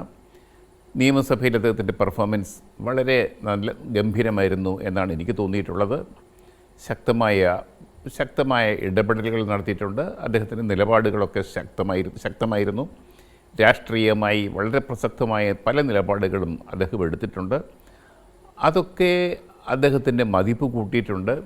സമുദായ നേതാക്കന്മാരുടെ ഒന്നും തിണ്ണനിറങ്ങുന്ന ആളല്ല. പണ്ട് KSUക്കാരെ പഠിപ്പിച്ചതുമാതിരി സമുദായ നേതാക്കളെ പുറകെ തിണ്ണനിറങ്ങുന്നവരാകരുത് നിങ്ങൾ എന്ന് പഠിപ്പിച്ചിരുന്നു പണ്ട് MA ജോൺ. അതേപോലെ അതൊക്കെ അക്ഷരം പ്രതി അനുസരിക്കുന്നയാളും കൂടിയാണ് വി ഡി സതീശൻ. അതുകൊണ്ട് സ്വാഭാവികമായിട്ടും എനിക്ക് തോന്നുന്നു അദ്ദേഹത്തിൻ്റെ നിലപാടുകൾക്ക് ഒരു ജനപിന്തുണയുണ്ട്. അദ്ദേഹം അത് പ്രതീക്ഷിക്കുകയും ചെയ്യുന്നു. അങ്ങനെയെങ്കിൽ അദ്ദേഹത്തിന് ഓട്ടോമാറ്റിക്കായിട്ട് കിട്ടേണ്ട ഒരു സ്ഥാനമാണ് മുഖ്യമന്ത്രി സ്ഥാനം. പിന്നീട് ഹൈക്കമാൻഡ് നോക്കുന്ന ഒരു ഘടകം എന്ന് പറയുന്നത് എത്ര ഉപതെരഞ്ഞെടുപ്പുകൾ നടന്നു, ആ ഉപതെരഞ്ഞെടുപ്പുകളിൽ കോൺഗ്രസ് എത്ര ജയിച്ചു. തീർച്ചയായിട്ടും ആ ഒരു ടെസ്റ്റിലും വി ഡി സതീശൻ ജയിക്കും, സംശയമൊന്നുമില്ല. അങ്ങനെ ഘടകകക്ഷികളുമായിട്ടുള്ള ബന്ധം, അവിടെയും സതീശന് നല്ല ബന്ധം തന്നെയാണ്. പ്രത്യേകിച്ച് മുസ്ലിം ലീഗ്, രണ്ടാമത്തെ വലിയ കക്ഷിയാണ് മുസ്ലിം ലീഗ്, അവരുമായിട്ട് നല്ല ബന്ധമാണ്. അങ്ങനെ നോക്കുമ്പോഴത്തേക്ക് കിട്ടേണ്ടത് വി ഡി സതീശൻ ആണ്. എങ്കിലും രമേശ് ചെന്നിത്തല ഒരു വലിയ ടോൾ ക്ലെയിമുമായിട്ട് മുന്നിൽ നിൽക്കുന്നുണ്ട്. അതൊരു പ്രശ്നമാണ്. ആ പ്രശ്നം കൂടെ നിൽക്കുമ്പോഴാണ് കെ സി വേണുഗോപാൽ രംഗത്തെത്തുന്നത്. ശരിക്കും പറഞ്ഞാൽ ഇതൊരു വല്ലാത്ത ദുരന്തത്തിലേക്ക് നീങ്ങുന്ന ഒരു തർക്ക വിഷയമായിട്ട് മാറിയിരിക്കുന്നു. കോൺഗ്രസിനെ പിടിച്ചുലയ്ക്കുന്ന തരത്തിലേക്ക് കാര്യങ്ങൾ മാറിയിരിക്കുന്നു. അത് കോൺഗ്രസ് ജയിക്കുകയാണെങ്കിൽ തീർച്ചയായിട്ടും നിർഭാഗ്യകരമാണ്. കോൺഗ്രസിനെ ജയിക്കുകയാണെങ്കിൽ തിരഞ്ഞെടുത്ത് ജയിപ്പിക്കുന്ന ജനങ്ങളോടുള്ള ഒരു ഭയങ്കര പകവീട്ടിൽ കൂടിയാകും ഈ വഴക്ക് തിരഞ്ഞെടുപ്പ് കഴിയുമ്പോഴും നീളും, സംശയമൊന്നുമില്ല. ആ ദിവസങ്ങളിലൊക്കെ ഭയങ്കര കൂട്ടത്തിലായിരിക്കും, സംശയമൊന്നുമില്ല. അതുകൊണ്ട് എനിക്ക് പറയാനുള്ളത്, ഈ 3 പേരും തമ്മിലുള്ള തർക്കം ഈ 3 പേരിൽ ഒതുക്കുക എന്നുള്ളതാണ് കോൺഗ്രസ് നേതൃത്വത്തിന് അഭിലഷണീയം. അതിന് വേണ്ട തീരുമാനങ്ങളും നീക്കങ്ങളുമാണ് ഹൈക്കമാൻഡ്. ശരി, അപ്പോൾ കോൺഗ്രസിൽ ചില കീഴ്വഴക്കങ്ങളുണ്ട്. അത് അങ്ങനെ 3 പേരിലൊന്നും ഒതുങ്ങുന്ന കാര്യങ്ങളല്ല. അത് 3000-ലേക്ക് പോകാതെ ഒരു 300-ലെങ്കിലും ഒതുക്കാൻ പറ്റുമോ എന്നുള്ളത് നമുക്ക് നോക്കാം എന്ന് മാത്രമല്ലേ നമുക്ക് പറയാൻ സാധിക്കൂ. ഞാൻ വരാം. ശ്രീ ജേക്കബ് ജോർജ്, അങ്ങേക്ക് പറയാനുള്ള കാര്യങ്ങൾ എനിക്ക് മനസ്സിലാവുന്നുണ്ട്. ഞാൻ വരാം. അല്ലല്ലേ, അതിനകത്ത് ഹൈക്കമാൻഡിനെ ഒരു സേ ഉണ്ടാവും അതിനകത്ത്. അതാണ് രമേശ് ചെന്നിത്തല നോക്കി പാർക്കുന്നത്. ശരി, ഹൈക്കമാൻഡിൻ്റെ സേ ഉണ്ടാവും. തീർച്ചയായും. അതാണ് കഴിഞ്ഞ തവണ ഉണ്ടായത്. ഹൈക്കമാൻഡ് ആ ഒരു വീറ്റോ അധികാരം പ്രയോഗിച്ചു. വി.ഡി. സതീശൻ പ്രതിപക്ഷ നേതാവായി. ശരി, ശ്രീ എം ജയചന്ദ്രൻ, ഹൈക്കമാൻഡിന് അതിനകത്തൊരു റോൾ ഉണ്ട് എന്നത് തന്നെയാണ് നമ്മൾ തുടക്കം തൊട്ട് പറഞ്ഞുകൊണ്ടിരിക്കുന്നത്. ആ റോൾ അധികാരം ഉണ്ട്, അധികാരം കിട്ടുന്നു എന്നുള്ള സങ്കല്പത്തിലാണെങ്കിൽ ഇപ്പോൾ ശ്രീ ജേക്കബ് ജോർജ് പറഞ്ഞ അർത്ഥത്തിലാണ് അത് മുന്നോട്ട് പോവുക. പക്ഷേ അധികാരം കിട്ടും എന്നുള്ള കാര്യത്തിൽ നമ്മുടെ മുമ്പിലുള്ള എല്ലാ രേഖകളും, ഇപ്പോൾ ഉള്ള സർവേ റിപ്പോർട്ടുകൾ, ഇൻ്റലിജൻസ് റിപ്പോർട്ടുകൾ, ഇതൊന്നും തന്നെ, പിന്നെ യുക്തിപരമായി ചിന്തിക്കുമ്പോഴുള്ള കാര്യങ്ങൾ, ഇതെല്ലാം വെച്ച് നോക്കുമ്പോൾ നമുക്ക് ആകെ ഈ ഗവൺമെൻറ്റിനെതിരായി എന്തെങ്കിലും തരംഗമോ വേറെ എന്തെങ്കിലും തരത്തിലുള്ള ഒരു അടിയൊഴുക്കോ ഒക്കെ ഇല്ലെങ്കിൽ ബാക്കി കണ്ട ഓപ്പണായിട്ടുള്ള ഡയറക്റ്റായിട്ടുള്ള എല്ലാ റിപ്പോർട്ടുകളും പറയുന്നത് ഇടതുപക്ഷം അധികാരത്തിലേക്ക് എത്തും എന്ന് തന്നെയാണ്. അങ്ങനെയാണെങ്കിൽ അധികാരത്തിലേക്ക് എത്തിയില്ലെങ്കിലുള്ളൊരു കാര്യം കൂടി ഈ തർക്കങ്ങളിൽ അവർ ആലോചിക്കുന്നുണ്ടാവില്ലേ? ഈ സ്വയം പ്രൊജക്റ്റ് ചെയ്യുന്നവരൊക്കെ ആലോചിക്കുന്നുണ്ടാകില്ലേ? അതോ അവർ അധികാരം കിട്ടിയാൽ മാത്രം ഈ ചർച്ചയും അത് കഴിഞ്ഞാൽ മറ്റൊന്നുമില്ല, ആരെങ്കിലും പ്രതിപക്ഷ നേതാവ് ആയിക്കോട്ടെ എന്നൊരു ഒരു ചിന്തയുമായിരിക്കുമോ അവർക്ക്? ശ്രീ എം ജയചന്ദ്രൻ. ഡോക്ടർ ലാൽ, ഞാൻ മാസങ്ങൾക്ക് മുമ്പ് തന്നെ, പഞ്ചായത്ത് തെരഞ്ഞെടുപ്പിന് മുൻപ് താങ്കൾ തന്നെ നയിച്ച ഒരു ചർച്ചയിലാണ് ഞാൻ ആദ്യം അത് പറഞ്ഞത്. കോൺഗ്രസ്സിലൊരു റീഗ്രൂപ്പിംഗ് ഉണ്ടാവുന്ന കാര്യം ഓർക്കുന്നുണ്ടാവുമല്ലോ. പിന്നെ ഇദ്ദേഹം കെ.സി. വേണുഗോപാലും രമേശ് ചെന്നിത്തലയും കൂടെയുള്ള പുതിയ ഗ്രൂപ്പ് ഫോം ചെയ്തിരിക്കുന്നു. ഇനി അതാണ് എമർജ് ചെയ്യാൻ പോകുന്നത് എന്നാൽ അന്ന് കിട്ടിയ വിവരം, ആ കിട്ടിയ വിവരം ഞാൻ അന്ന് ചർച്ച ചെയ്യുകയും ചെയ്തിരുന്നു. ഇപ്പോൾ അതിൻ്റെ ഒരു കൾമിനേഷനിലേക്ക് വരികയാണ് കാര്യങ്ങൾ നോക്കുമ്പോൾ. ഒരു കാരണവശാലും UDF-ന് അധികാരം കിട്ടില്ല, അക്കാര്യത്തിൽ എനിക്ക് ഒരു സംശയവുമില്ല. LDF തന്നെ തുടർന്ന് ഭരിക്കാനുള്ള എല്ലാ പോസിബിലിറ്റീസും എല്ലാ നിലയ്ക്കും നമുക്ക് കാണാനും കഴിയുന്നുണ്ട്. താങ്കളെ സൂചിപ്പിച്ചല്ലോ, അതിൻ്റെ ഡീറ്റെയിൽസിലേക്ക് ഇപ്പോൾ പോകേണ്ട കാര്യമില്ലാത്തതുകൊണ്ട് ഞാനത് വിടുന്നു. ഇവിടെ പ്രശ്നം പിന്നെ ഇന്ന് താങ്കൾ സൂചിപ്പിച്ചതുപോലെ തന്നെ ഇന്ത്യൻ എക്സ്പ്രസിൻ്റെ ബാക്ക് പേജിൽ ഒരു ഫുൾ പേജാണ് പിന്നെ കോൺഗ്രസിൻ്റെ തിരുവനന്തപുരം ജില്ലാ കമ്മിറ്റി സെക്രട്ടറി സ്പോൺസർ ചെയ്ത long march of a Congress man എന്ന തലക്കെട്ടിൽ ഒരു ഫുൾ പേജ് പരസ്യം കൊടുത്തിരിക്കുകയാണ് രമേശ് ചെന്നിത്തലയുടെ അപദാനങ്ങളെ വർണ്ണിച്ചുകൊണ്ട്. എത്ര അപഹാസ്യമായിട്ടാണ് കോൺഗ്രസ് എന്ന പാർട്ടി കേരളത്തിൽ നിലനിൽപ്പിന് വേണ്ടി പെടാപ്പാട് പെടുന്നത് എന്നുള്ളത് ഇതിനേക്കാളും ദയനീയമായി പിന്നെ കേരളത്തിൻ്റെ മുമ്പിൽ, പൊതുജനങ്ങളുടെ മുമ്പിൽ അവതരിപ്പിക്കാൻ ഇനിയില്ല. അത്രമേൽ അധപ്പതിച്ചു ആ പാർട്ടി രമേശ് ചെന്നിത്തലയുടെ പേരിൽ ഇന്ന് വന്ന പരസ്യത്തോടു കൂടി. ഇന്നലെയാണ് KPCC പ്രസിഡന്റ് ഇത്തരത്തിലുള്ള പണി പാടില്ല എന്ന് പറഞ്ഞതെന്ന് ഓർക്കണം. ആ പറഞ്ഞതിൻ്റെ പുറത്താണ് ഇന്ന് പിന്നെ ഇന്ത്യൻ എക്സ്പ്രസിൻ്റെ ബാക്ക് പേജിൽ ഈ പരസ്യം വന്നിരിക്കുന്നത്. എന്തുണ്ട് ഈ പാർട്ടി നേതൃത്വത്തിന് പുല്ല് വില കൽപ്പിക്കുന്നുണ്ടോ ഈ രമേശ് ചെന്നിത്തലയും ഈ DCC ജനറൽ സെക്രട്ടറി അടക്കമുള്ള നേതാക്കളും കേരളത്തിലെ ബാക്കിയുള്ളവരും കോൺഗ്രസ്സുകാർ ഉണ്ടോ? എങ്ങനെ ആൾക്കാരുടെ മുഖത്ത് മുണ്ടിട്ട് നാണം മറയ്ക്കാതെ ഇവരെങ്ങനെ ആൾക്കാരുടെ മുഖത്ത് നോക്കും? റജി, കഷ്ടമാണ് കേട്ടോ, സങ്കടകരമാണ് കോൺഗ്രസിൻ്റെ ഈ പരിതാപകരമായ അവസ്ഥ. ഞാൻ ഒരു കാലത്തും കോൺഗ്രസ്സുകാരനായിരുന്നിട്ടില്ല, നാളെ ആവാനും പോകുന്നില്ല. പക്ഷേ എനിക്ക് പോലും ഖേദമുണ്ട് ഈ കാഴ്ച കാണുമ്പോൾ. ഇങ്ങനെ ആവരുതൊരു പാർട്ടി എന്നുള്ളത് പറയാതിരിക്കാനും കഴിയില്ല. ഒരു പ്രധാനപ്പെട്ട സംഗതി അതാണ്. പിന്നെ രണ്ടാമത്തെ കാര്യം, കഴിഞ്ഞ 2021 ഇലക്ഷന് ശേഷം പിന്നെ കോൺഗ്രസ്സിന് കിട്ടിയത് 21 പേരാണ് ആകെ. അതിൽ 12 പേര് ഉമ്മൻചാണ്ടി ഗ്രൂപ്പും 9 പേര് രമേശ് ചെന്നിത്തല ഗ്രൂപ്പുമായിരുന്നു. വി.ഡി. സതീശൻ ഉൾപ്പെടെ. CLP കൂടി പിന്നെ പാർലമെൻ്ററി പാർട്ടി യോഗം ചേർന്ന് ഉമ്മൻചാണ്ടി ഞാൻ ഈ സ്ഥാനത്തിനില്ല, പ്രതിപക്ഷ നേതൃത്വ സ്ഥാനത്തിനില്ല. 2016 പറഞ്ഞതുപോലെ തന്നെ 2021 അദ്ദേഹം തന്നെ പറഞ്ഞു ഞാനില്ല. അപ്പോൾ പിന്നെ സ്വാഭാവികമായ ചോയ്സ് ചെന്നിത്തലയാണ് വരേണ്ടത്.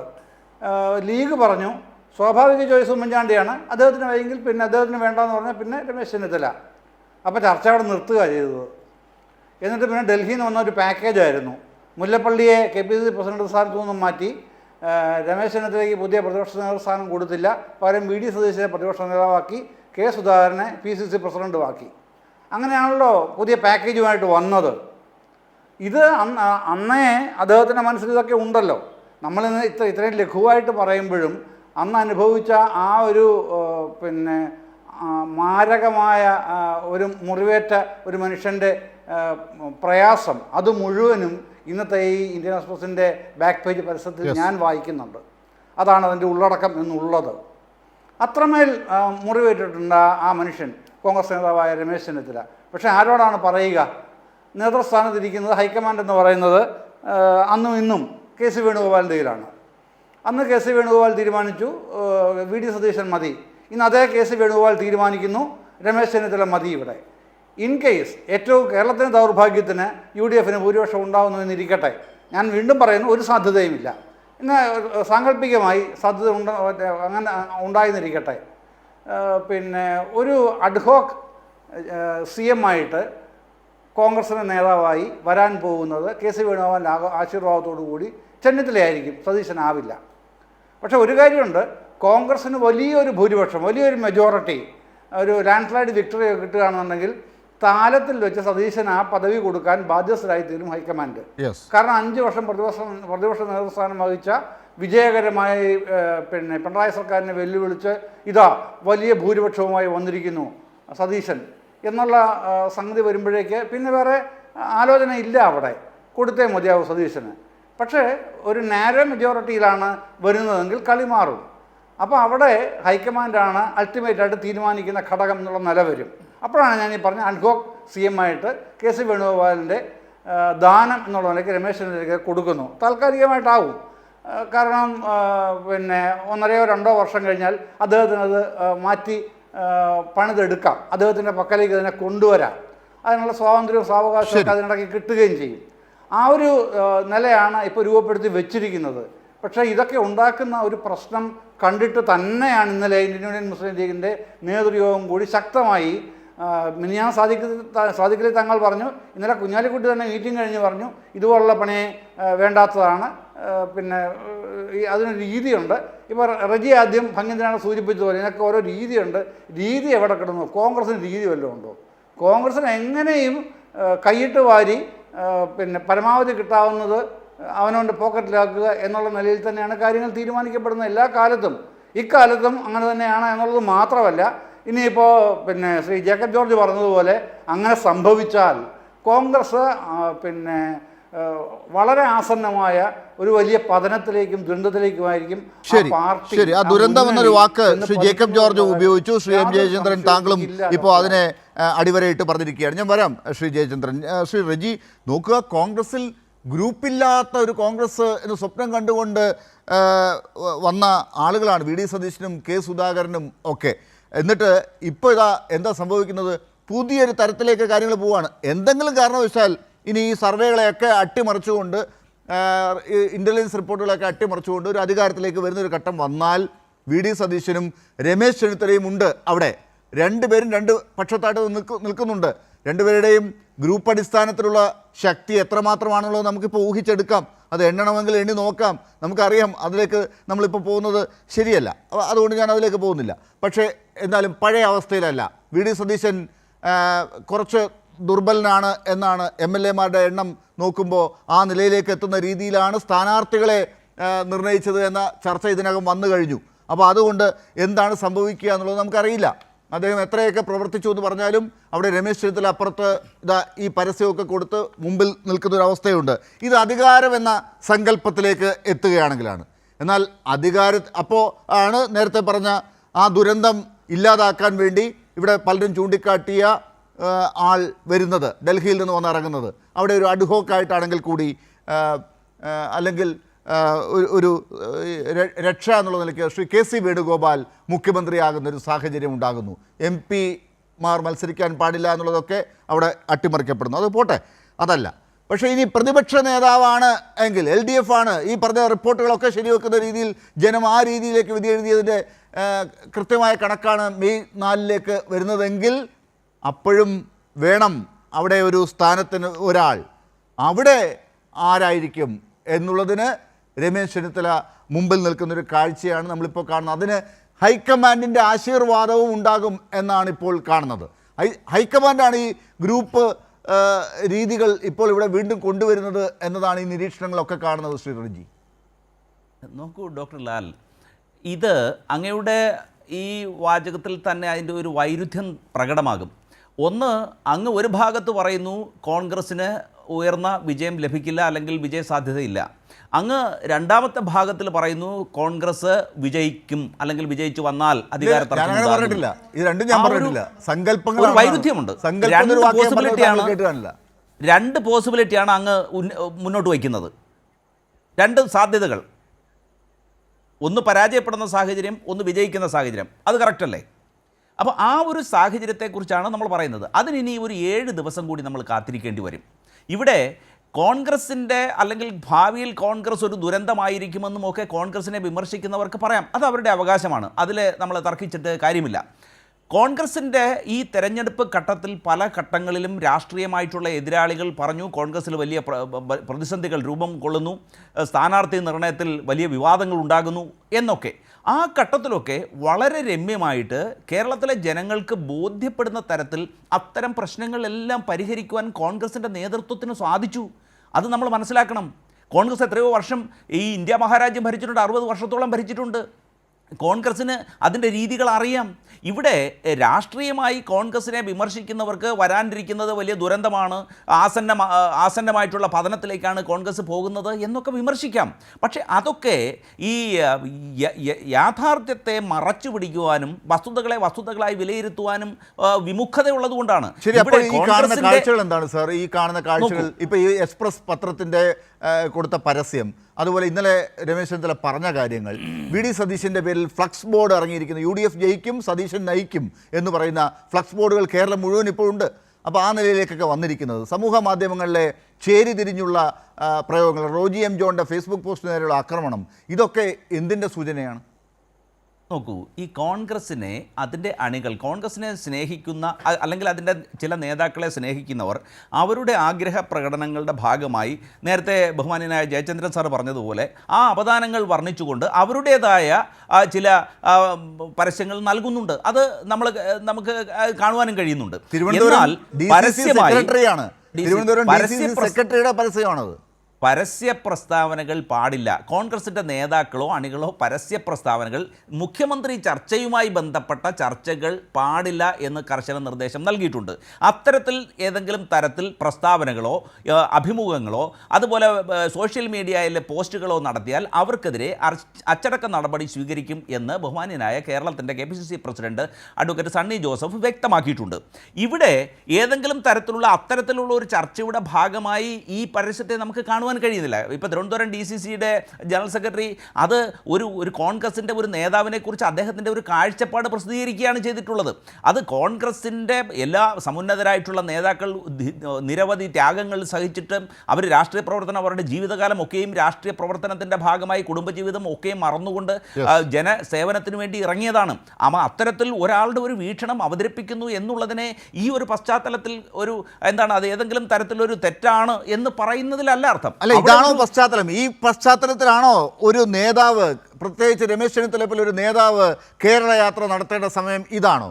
അങ്ങനെ അദ്ദേഹം നടത്താൻ ധൈര്യപ്പെടുന്നുണ്ടെങ്കിൽ അതിന് ഹൈക്കമാൻഡിൻ്റെ ഒരു പിന്തുണ പോലും ഉണ്ടാകില്ല എന്ന് താങ്കൾക്ക് പറയാനാകുമോ? നോക്കൂ, ബഹുമാന്യനായ ഈ രമേശ് ചെന്നിത്തല അദ്ദേഹം തന്നെ പറഞ്ഞിട്ടുണ്ട്, ഇത്തരം ചർച്ചകൾ ഞാൻ പാർട്ടിക്ക് വിധേയനാണ്, പാർട്ടിയുടെ നിലപാടുകൾക്കൊപ്പമാണ് ഞാനെന്ന് അദ്ദേഹം എത്രയോ തവണ വ്യക്തമാക്കിയിട്ടുണ്ട്. ഈ അഭിമുഖത്തിൽ, ഈ കണ്ട ഇന്നത്തെ പരസ്യത്തിൽ പോലും അദ്ദേഹം അതിനകത്ത് അങ്ങനെ പറഞ്ഞിട്ടുണ്ട്.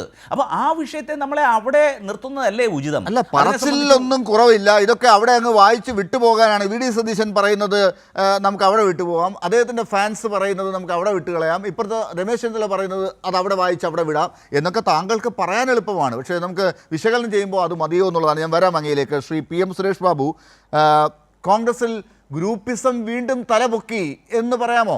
ഈ പറഞ്ഞ ഉമ്മൻചാണ്ടിക്ക് ശേഷം ഗ്രൂപ്പിസം ഇല്ലാത്ത കോൺഗ്രസ് എന്നൊക്കെ പറഞ്ഞു വന്നത്, സെമി കേഡർ എന്നൊക്കെ പറഞ്ഞു വന്നത് മാറി വീണ്ടും ഗ്രൂപ്പ് തർക്കത്തിലേക്ക് പോകുന്നു. അതിന് മുഖ്യമന്ത്രി കസേര എന്നുള്ള നിലയിലേക്കാണ് കാരണം ആയി കണ്ടെത്തുന്നത് ആ ഗ്രൂപ്പ് തർക്കത്തിന്. അതിന് മുഖ്യമന്ത്രിയല്ല പ്രതിപക്ഷ നേതാവാണെങ്കിലും ഗ്രൂപ്പിസം ഉള്ള കോൺഗ്രസ് വീണ്ടും എന്ന് പറയാമോ?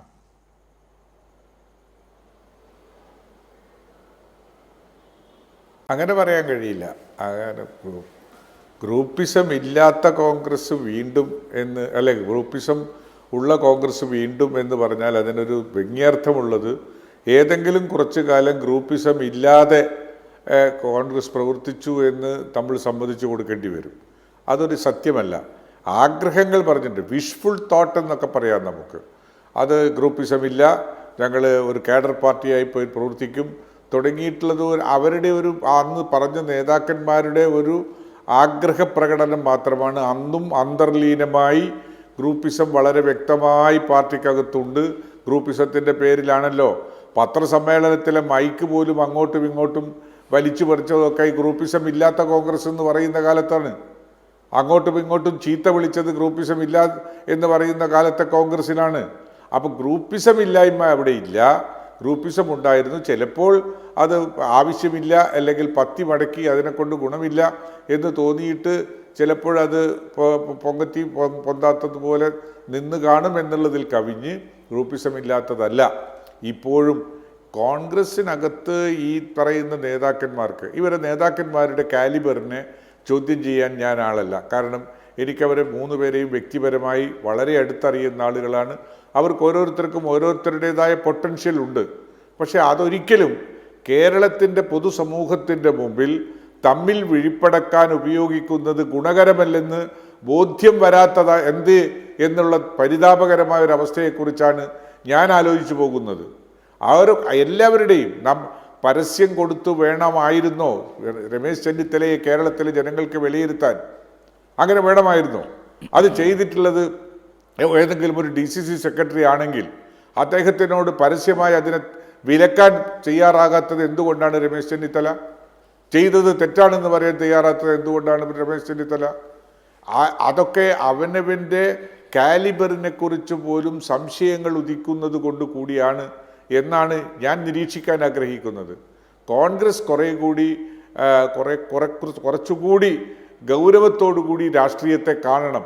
അങ്ങനെ കാണാത്തതിൻ്റെ വെളിച്ചത്തിലാണ് നേരത്തെ ബഹുമാനപ്പെട്ട എൻ്റെ സ്നേഹിതൻ റെജി പറഞ്ഞല്ലോ, 100 മുഖ്യമന്ത്രിമാരെ ഉണ്ടാക്കിയിട്ടുള്ള പാർട്ടിയാണ് കേരളത്തിൽ ഇന്ത്യയിലെ കോൺഗ്രസ് എന്ന് പറഞ്ഞപ്പോൾ ഒരു റൈഡർ ക്ലോസ് അതിനുണ്ട് ശ്രീ ലാൽ. അതിൻ്റെ റൈഡർ ക്ലോസ് എന്താണ്? ആ 100 മുഖ്യമന്ത്രിമാരിൽ 10-30 മുഖ്യമന്ത്രിമാരെ BJPക്ക് കൊടുത്തതും ഈ പാർട്ടി തന്നെയാണ്. അതുകൂടി നമ്മൾ ആലോചിക്കണ്ടേ? എന്തുകൊണ്ട് ഈ 100 മുഖ്യമന്ത്രിമാരെ ഉണ്ടാക്കിയ പാർട്ടിക്ക് അവരെ പാർട്ടിയിൽ തന്നെ നിലനിർത്താൻ കഴിയാതെ പോയിട്ടുണ്ടെങ്കിൽ അത്തരം BJPയുടെ വളർച്ചയ്ക്ക് കാരണമായി BJPയിലേക്ക് എത്തിച്ചു കൊടുത്ത ഒരു ഉത്തരവാദിത്വവും കൂടി കേരളത്തിലെ ജനങ്ങളോട് അവർ പറയണ്ടേ? ആ പറയുമ്പോൾ വസ്തുതകളെ മനസ്സിലാക്കുവാൻ കഴിയുന്ന തരത്തിൽ കേരളത്തിലെ ജനങ്ങൾ പ്രത്യേകിച്ച് ഇതൊക്കെ നിഷ്പക്ഷമായി നീതിപൂർവമായി വിലയിരുത്താൻ സാധിക്കുന്നവരാണ് എന്ന് മനസ്സിലാക്കിക്കൊണ്ട് അതിന് ജനങ്ങളുടെ മുമ്പിൽ കൊണ്ടുവരേണ്ടതാണ്. അതല്ലാത്ത വരുന്ന സാഹചര്യം വന്നാൽ ഈ പറഞ്ഞ മുസ്ലിം ലീഗിൻ്റെ എതിരഭിപ്രായം വന്നതുപോലെ മറ്റ് ചെറു പാർട്ടികളുടെ അഭിപ്രായം പറയുന്നത് പോലെ സമൂഹ മാധ്യമങ്ങളിലും ജനങ്ങളിലും ഇതൊരു അവമതിപ്പുണ്ടാക്കുന്നതാണ് ഈ ചെയ്യുന്നത് എന്ന അഭിപ്രായം വരാതിരിക്കണമെങ്കിൽ കോൺഗ്രസിൻ്റെ നിലവാരത്തിൽ നിൽക്കാൻ തയ്യാറാകണം. അതിന് ശക്തമായ ഒരു നേതൃത്വമാണ് ഡൽഹിയിലുള്ളത് എന്ന് പറയാൻ പോലും കഴിയാത്ത വിധം ഡൽഹിയിലെ കോൺഗ്രസ് നേതൃത്വം, ഹൈക്കമാൻഡ് എന്ന പേരിൽ അറിയപ്പെടുന്ന നേതൃത്വം ദുർബലമായിരിക്കുന്നു എന്ന സാഹചര്യമാണ് എനിക്ക് തോന്നുന്നത്. ഞാനൊരു കാര്യം കൂടെ പറഞ്ഞ് അവസാനിപ്പിക്കാം. ഈ പറഞ്ഞ കേരളത്തിലെ തെരഞ്ഞെടുപ്പിനോടനുബന്ധിച്ച് തന്നെയാണ് നാളെ 29-ാം തീയതി പശ്ചിമ ബംഗാളിൽ അവസാനിക്കാൻ ഇരിക്കുന്ന തെരഞ്ഞെടുപ്പുകൾ 5 സംസ്ഥാനങ്ങളിൽ, പോണ്ടിച്ചേരി അടക്കം, തമിഴ്നാടടക്കം, അതുപോലെ കേരളം, ആസാം, ഇങ്ങനെ തുടങ്ങിയ സംസ്ഥാനങ്ങളിലൊക്കെ തെരഞ്ഞെടുപ്പ് നടന്നു. ഒരു ആത്മപരിശോധന കോൺഗ്രസ് നേതൃത്വം തയ്യാറാകുന്നുണ്ടോ? BJPയുമായി നേരിട്ട് ഫൈറ്റ് ചെയ്യുന്ന എവിടെയെങ്കിലും ഒരു സ്ഥലത്ത് ഈ നേതൃത്വം അവിടെ പോയി പ്രചാരവേല നടത്തിയിട്ടുണ്ടോ? 1 ദിവസമോ 2 ദിവസമോ പോയിട്ട് മാത്രമല്ല അവർ പ്രചാരം. ആസാമിൽ എന്താ സ്ഥിതി? ആസാമിൽ BJPയുമായിട്ട് നേരിട്ട് ഫൈറ്റ് ചെയ്യേണ്ട സ്ഥലമല്ലേ? അത്തരം സംസ്ഥാനങ്ങളിലൊന്നും പോയി പ്രചാരണത്തിന് പോകാതെ 1-2 ദിവസം പോയി, നേരെ മറിച്ച് കേരളത്തിൽ വന്ന് പാർലമെന്റിനകത്ത് ജയിച്ചു വരികയാണെങ്കിൽ രാഹുൽ ഗാന്ധിക്ക് വേണ്ടി കൈവക്കാൻ സാധ്യതയുള്ള ഒരു ഇടതുപക്ഷ പ്രസ്ഥാനത്തെ ഇന്ത്യ സഖ്യത്തിലെ മുന്നണിയെ പരാജയപ്പെടുത്തണമെന്ന ദുർവാശിയോടുകൂടി കേരളത്തിൽ വന്ന് പ്രചാരണം നടത്തുന്നതിനെക്കുറിച്ച് പറയാതിരിക്കാൻ നിവൃത്തിയില്ലാത്തത് കൊണ്ട് പറഞ്ഞു പോകുന്നതാണ്.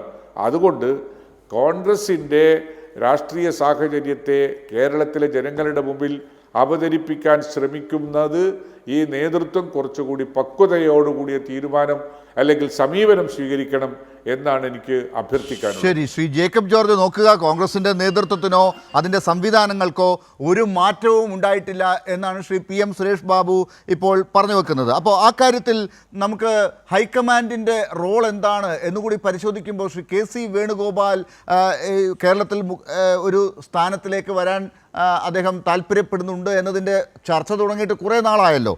ഈ പറയുന്ന കാര്യത്തിലും ഇങ്ങനെ ഒരു തർക്കമുണ്ടായി. KPCC പോലും ഈ പരസ്യ പ്രസ്ഥാനങ്ങൾ വിലക്ക് നിൽക്കുന്ന ഒരു സാഹചര്യത്തിൽ AICC പോലും നേരത്തെ അത് പറഞ്ഞിട്ടുള്ള സാഹചര്യത്തിൽ പോലും രമേശ് ചെന്നിത്തല ഉൾപ്പെടെ ഇങ്ങനെയൊക്കെ ചെയ്യുമ്പോഴും ഒരു ഇടപെടൽ നടത്താനാകാതെ നിൽക്കുകയാണ് ഹൈക്കമാൻഡ്. അവിടെ ഹൈക്കമാൻഡിൻ്റെ താല്പര്യം ഈ ഗ്രൂപ്പ് കാര്യങ്ങൾ ഇല്ലാതാക്കി ഐക്യമുണ്ടാക്കണമെന്നാണോ, അതോ പുതിയൊരു ശക്തി കേന്ദ്രമായി ഹൈക്കമാൻഡിൽ നിന്ന് തന്നെ ആളുകൾ വരുന്നതിന് പിന്തുണയ്ക്കുകയാണോ അവിടെ?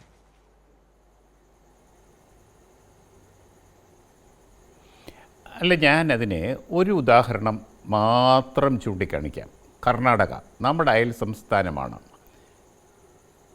ഈ നമ്മുടെ ചൂരൽമല, മുണ്ടക്കൈ അവിടെയൊക്കെ പ്രശ്നം ഉണ്ടായപ്പോഴൊക്കെ അവിടുത്തെ കോൺഗ്രസ്, അവിടുത്തെ ഗവൺമെൻറ്റൊക്കെ ഉദാരമായി സഹായിച്ചു എന്നാണ് വയ്പ്. അത് നമ്മുടെ വിഷയമല്ല.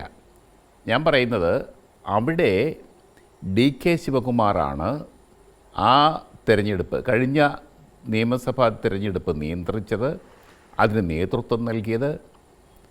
അദ്ദേഹം ആണ് അതിൻ്റെ കാശ് മുഴുക്കൻ ചിലവാക്കിയത്. പക്ഷേ എന്താ സംഭവിച്ചിരിക്കുന്നത്? ഹൈക്കമാൻഡ് സിദ്ധരാമയ്യ, അദ്ദേഹം മുഖ്യമന്ത്രി, ശിവകുമാർ, DK ശിവകുമാർ ആവുന്നത് പറഞ്ഞു, സ്ഥാനം വേണം എന്നൊക്കെ നിർബന്ധിക്കുന്നുണ്ട്, പക്ഷേ നടക്കുന്നില്ല. ഇത് പല സംസ്ഥാനങ്ങളിലും ഒന്നുകിൽ ഹൈക്കമാൻഡിന് വേണ്ടത്ര നിയന്ത്രണം ഇല്ല, അത്ര കണ്ട നിയന്ത്രണം ഇല്ല, അല്ലെങ്കിൽ അത് പോട്ടെ, അവിടെ അവരിഷ്ടം പോലെ നടത്തിക്കോട്ടെ എന്നുള്ള ചിന്തയാവാം.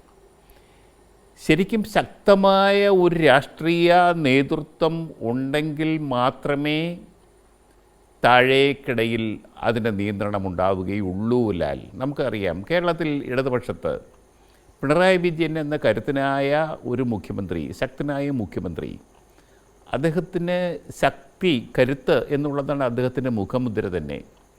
അതുകൊണ്ട് ഇത്തരം രാഷ്ട്രീയമായ അപശബ്ദങ്ങളൊന്നും ഇടതുമുന്നണിയിൽ കേൾക്കാറില്ല, സ്വന്തം പാർട്ടിയിലും കേൾക്കാറില്ല. ഇപ്പോൾ മുഖ്യമന്ത്രി സ്ഥാനത്തേക്ക് ഇടതുപക്ഷം ജയിച്ചാൽ മുഖ്യമന്ത്രി സ്ഥാനത്തേക്ക് തിരഞ്ഞെടുപ്പ് നടക്കുന്നത് ഒരു സംഗീതം പോലെയായിരിക്കും, എല്ലാവരും ആസ്വദിച്ചും കൊണ്ടായിരിക്കും. അത്രയ്ക്ക് ക്ലാരിറ്റിയാണ്. കാരണം ഒരു നേതാവേ ഉള്ളൂ, ആ നേതാവിന് കരുത്തുണ്ട് എന്നുള്ളത്. കോൺഗ്രസിൻ്റെ പ്രശ്നം ഇഷ്ടംപോലെ നേതാക്കളുണ്ട്, അതുതന്നെയാണ് കോൺഗ്രസിൻ്റെ പ്രശ്നവും. എല്ലാവരും മുഖ്യമന്ത്രിയാവാൻ ഉള്ളവരാണ്. ഓരോരുത്തരും അവരുടേതായ ടോൾ ക്ലെയിംസ് എല്ലാം ഇപ്പോൾ നമുക്ക് അവൈലബിളാണ്. ആരൊക്കെ കേരളത്തിലെ കോൺഗ്രസ്സിന് സംഭാവന ചെയ്തു, ഏറ്റവും മികച്ച നേതാവാര്, ഇതൊക്കെ നമുക്കറിയാം. കേരളത്തിൽ കോൺഗ്രസ്സുകാർക്ക് മാത്രമല്ല, ജനങ്ങൾക്കൊക്കെയും അറിയാം. ഏറ്റവും ഒടുവിൽ ഇംഗ്ലീഷ് പത്രത്തിൽ വരെ വന്നിട്ടുണ്ട്. അപ്പം ദേശീയ തലത്തിൽ പോലും ശ്രദ്ധിക്കപ്പെടുന്ന നേതാക്കളുണ്ട് നമുക്ക് കേരളത്തിൽ. പക്ഷേ ഇത് ഉചിതമായ മാതൃകാ രാഷ്ട്രീയ പ്രവർത്തനം അല്ല എന്നാണ്. പണ്ടൊക്കെ ഞങ്ങളൊക്കെ റിപ്പോർട്ട് ചെയ്ത് നടന്നിരുന്ന കാലത്ത് കരുണാകരൻ ഒരു വശത്ത്, AK ആൻ്റണി മറുവശത്ത്, ഞങ്ങളങ്ങനെ ആസ്വദിച്ച് റിപ്പോർട്ട് ചെയ്തിരുന്നതാണ് തിരുവനന്തപുരത്തെ പത്രക്കാർ. അതൊരു രസമാണ് രാഷ്ട്രീയമായിട്ട്. കരുണാകരൻ്റെ ഒരു കണ്ണിറുക്കലും ചില കുസൃതികളും, അതിനെതിരെ ആൻ്റണിയുടെ നീക്കങ്ങൾ എന്ന് പറഞ്ഞാൽ അതിന് നേതൃത്വം കൊടുക്കുന്നത്, അതിന് ചരട് വലിക്കുന്ന മുഴുകിയ ഉമ്മൻചാണ്ടിയാണ് കേട്ടോ. ഉമ്മൻചാണ്ടി പിന്നെ ഈ മറ്റേ ഒരു പക്ഷം കൂടി ഐ ഗ്രൂപ്പിൽ നിന്ന് കരുണാകരനെ വെട്ടിച്ചിട്ട് ഇങ്ങോട്ട് ചാടി രമേശ് ചെന്നിത്തല, G കാർത്തികേയൻ, MI ഷാനവാസ് തുടങ്ങിയവരൊക്കെ ഇങ്ങോട്ട് വന്നപ്പോഴത്തേക്ക് അതിൻ്റെ ചരട് വലി മുഴുക്കിയ MI ഷാനവാസിലായി. ഇവരൊക്കെ നമ്മളോട് കാര്യങ്ങൾ പറയും, തിരുത്തൽവാദികൾ, ഇവരൊക്കെ നമ്മളോട് കാര്യങ്ങൾ പറയും. രഹസ്യങ്ങളൊന്നുമില്ല, എല്ലാം രാഷ്ട്രീയ കാര്യങ്ങൾ നമുക്കിതൊക്കെ ഷെയർ ചെയ്ത് കിട്ടും. എങ്കിൽ പോലും തെരഞ്ഞെടുപ്പ് വരുമ്പോൾ അവിടെ ഒരു തീരുമാനം ഉണ്ടാവും. ആ തീരുമാനം മുഖ്യമന്ത്രി സ്ഥാനത്തേക്കോ ഇതുപോലുള്ള തർക്കങ്ങളൊന്നും വന്നിട്ടില്ല. അതാണ് അന്നത്തെ കോൺഗ്രസിൻ്റെ ഒരു പ്രത്യേകത. കെ കരുണാകരനെ താഴെയിടാൻ ഉമ്മൻചാണ്ടി ജനാധിപത്യ മുന്നണിയെ തന്നെ ഉപയോഗിച്ചു, അപ്പാടെ ഉപയോഗിച്ചു. അദ്ദേഹം വിജയിക്കുകയും ചെയ്തു. ഒരു സുപ്രഭാതത്തിൽ കെ കരുണാകരൻ താഴെ, പകരം ആൻ്റണി കേരളത്തിൻ്റെ മുഖ്യമന്ത്രിയായി. അതിൻ്റെ പിന്നിലും ഉമ്മൻചാണ്ടി. പിന്നീട് ആൻ്റണിയുടെ ഒരു സമയമൊക്കെ അങ്ങോട്ടായപ്പോഴത്തേക്ക് ആൻ്റണിയെ താഴെയിട്ടിട്ട് ഉമ്മൻചാണ്ടി മുഖ്യമന്ത്രിയായി. ഇതൊക്കെ അടുത്ത മുഖ്യമന്ത്രി എന്നുള്ളത് അങ്ങനെ ശരിക്കും ഒരു ചോയ്സായിട്ട് വരികയാണ്. ഇവിടെ അങ്ങനൊരു ചോയ്സ് കോൺഗ്രസ്സിന് നഷ്ടപ്പെടുന്നു എന്നുള്ളതാണ് പ്രധാനപ്പെട്ട കാര്യം. ശരി, ശ്രീ എം ജയചന്ദ്രൻ, ഇക്കാര്യം എനിക്കൊരു ഇടവേളയിലേക്ക് പോകുന്നതിന് മുമ്പ് താങ്കളിൽ നിന്ന് കിട്ടേണ്ടതും ഈ ചോദ്യത്തിനുള്ള ഉത്തരമാണ്. അതായത് പഴയ കോൺഗ്രസ് അല്ല ഇത്. നേരത്തെ ഇപ്പോൾ ശ്രീ ജേക്കബ് ജോർജ് ചൂണ്ടിക്കാട്ടിയ കോൺഗ്രസിൽ K Karunakaran, A K Antony, അല്ലെങ്കിൽ എ ഗ്രൂപ്പ്, ഐ ഗ്രൂപ്പ് എന്നൊക്കെ പറയുന്നത് എന്തുമാത്രം സ്വാധീനം ചെലുത്തുന്ന കേരളം മുഴുവനുള്ള അതിൻ്റെ അണികൾക്കും ഗ്രൂപ്പ് അംഗങ്ങൾക്കുമൊക്കെ എത്രമാത്രം സ്വാധീനം അതിൽ ഒക്കെ ഉണ്ടാക്കിയെടുക്കാൻ പറ്റുന്ന ഒരു അവസ്ഥയാണ് നമുക്കറിയാം. ലീഡർ കരുണാകരൻ അല്ലെങ്കിൽ അപ്പുറത്ത് എ കെ ആൻ്റണി എന്നൊക്കെ പറയുമ്പോൾ ഏത് നിലയ്ക്കാണ് അതിനെ സ്വീകരിക്കപ്പെട്ടത് നമുക്കറിയാം. ഉമ്മൻചാണ്ടി വരെയും അതങ്ങനെ തന്നെയാണ് പോയത്. പക്ഷേ ഇപ്പോൾ കാണുന്ന വി ഡി സതീശനും ഈ പറയുന്ന കെ സി വേണുഗോപാൽ അല്ലെങ്കിൽ രമേശ് ചെന്നിത്തലയൊക്കെ ആ അർത്ഥത്തിൽ ഓരോ ഗ്രൂപ്പുകളെ അങ്ങനെ കൊണ്ടു നടക്കാൻ പറ്റിയ ശക്തിയുള്ള ആളുകളാണോ എന്നുള്ളത് സംശയമുണ്ട്. അതുകൊണ്ട് തന്നെ മുഖ്യമന്ത്രി പദത്തിലേക്കുള്ള ചർച്ച നമുക്ക് സങ്കല്പിച്ച് പ്രതിപക്ഷ നേതാവിൻ്റെ സ്ഥാനത്തിന് വേണ്ടിയുള്ള തർക്കം എന്നുള്ള നിലയിലേക്ക് കൊണ്ടുപോകേണ്ട സാഹചര്യം ഇന്നിപ്പോൾ കേരളത്തിലുണ്ട്. ആ നിലയ്ക്ക് ഹൈക്കമാൻഡ് എത്രമാത്രം പഴയ ഹൈക്കമാൻഡാണ് എന്നൊരു ചോദ്യം കൂടി ഉയരുകയാണ്. അത് പറഞ്ഞുകൊണ്ട് നമുക്ക് ഇടവേളയിലേക്ക് പോകാം.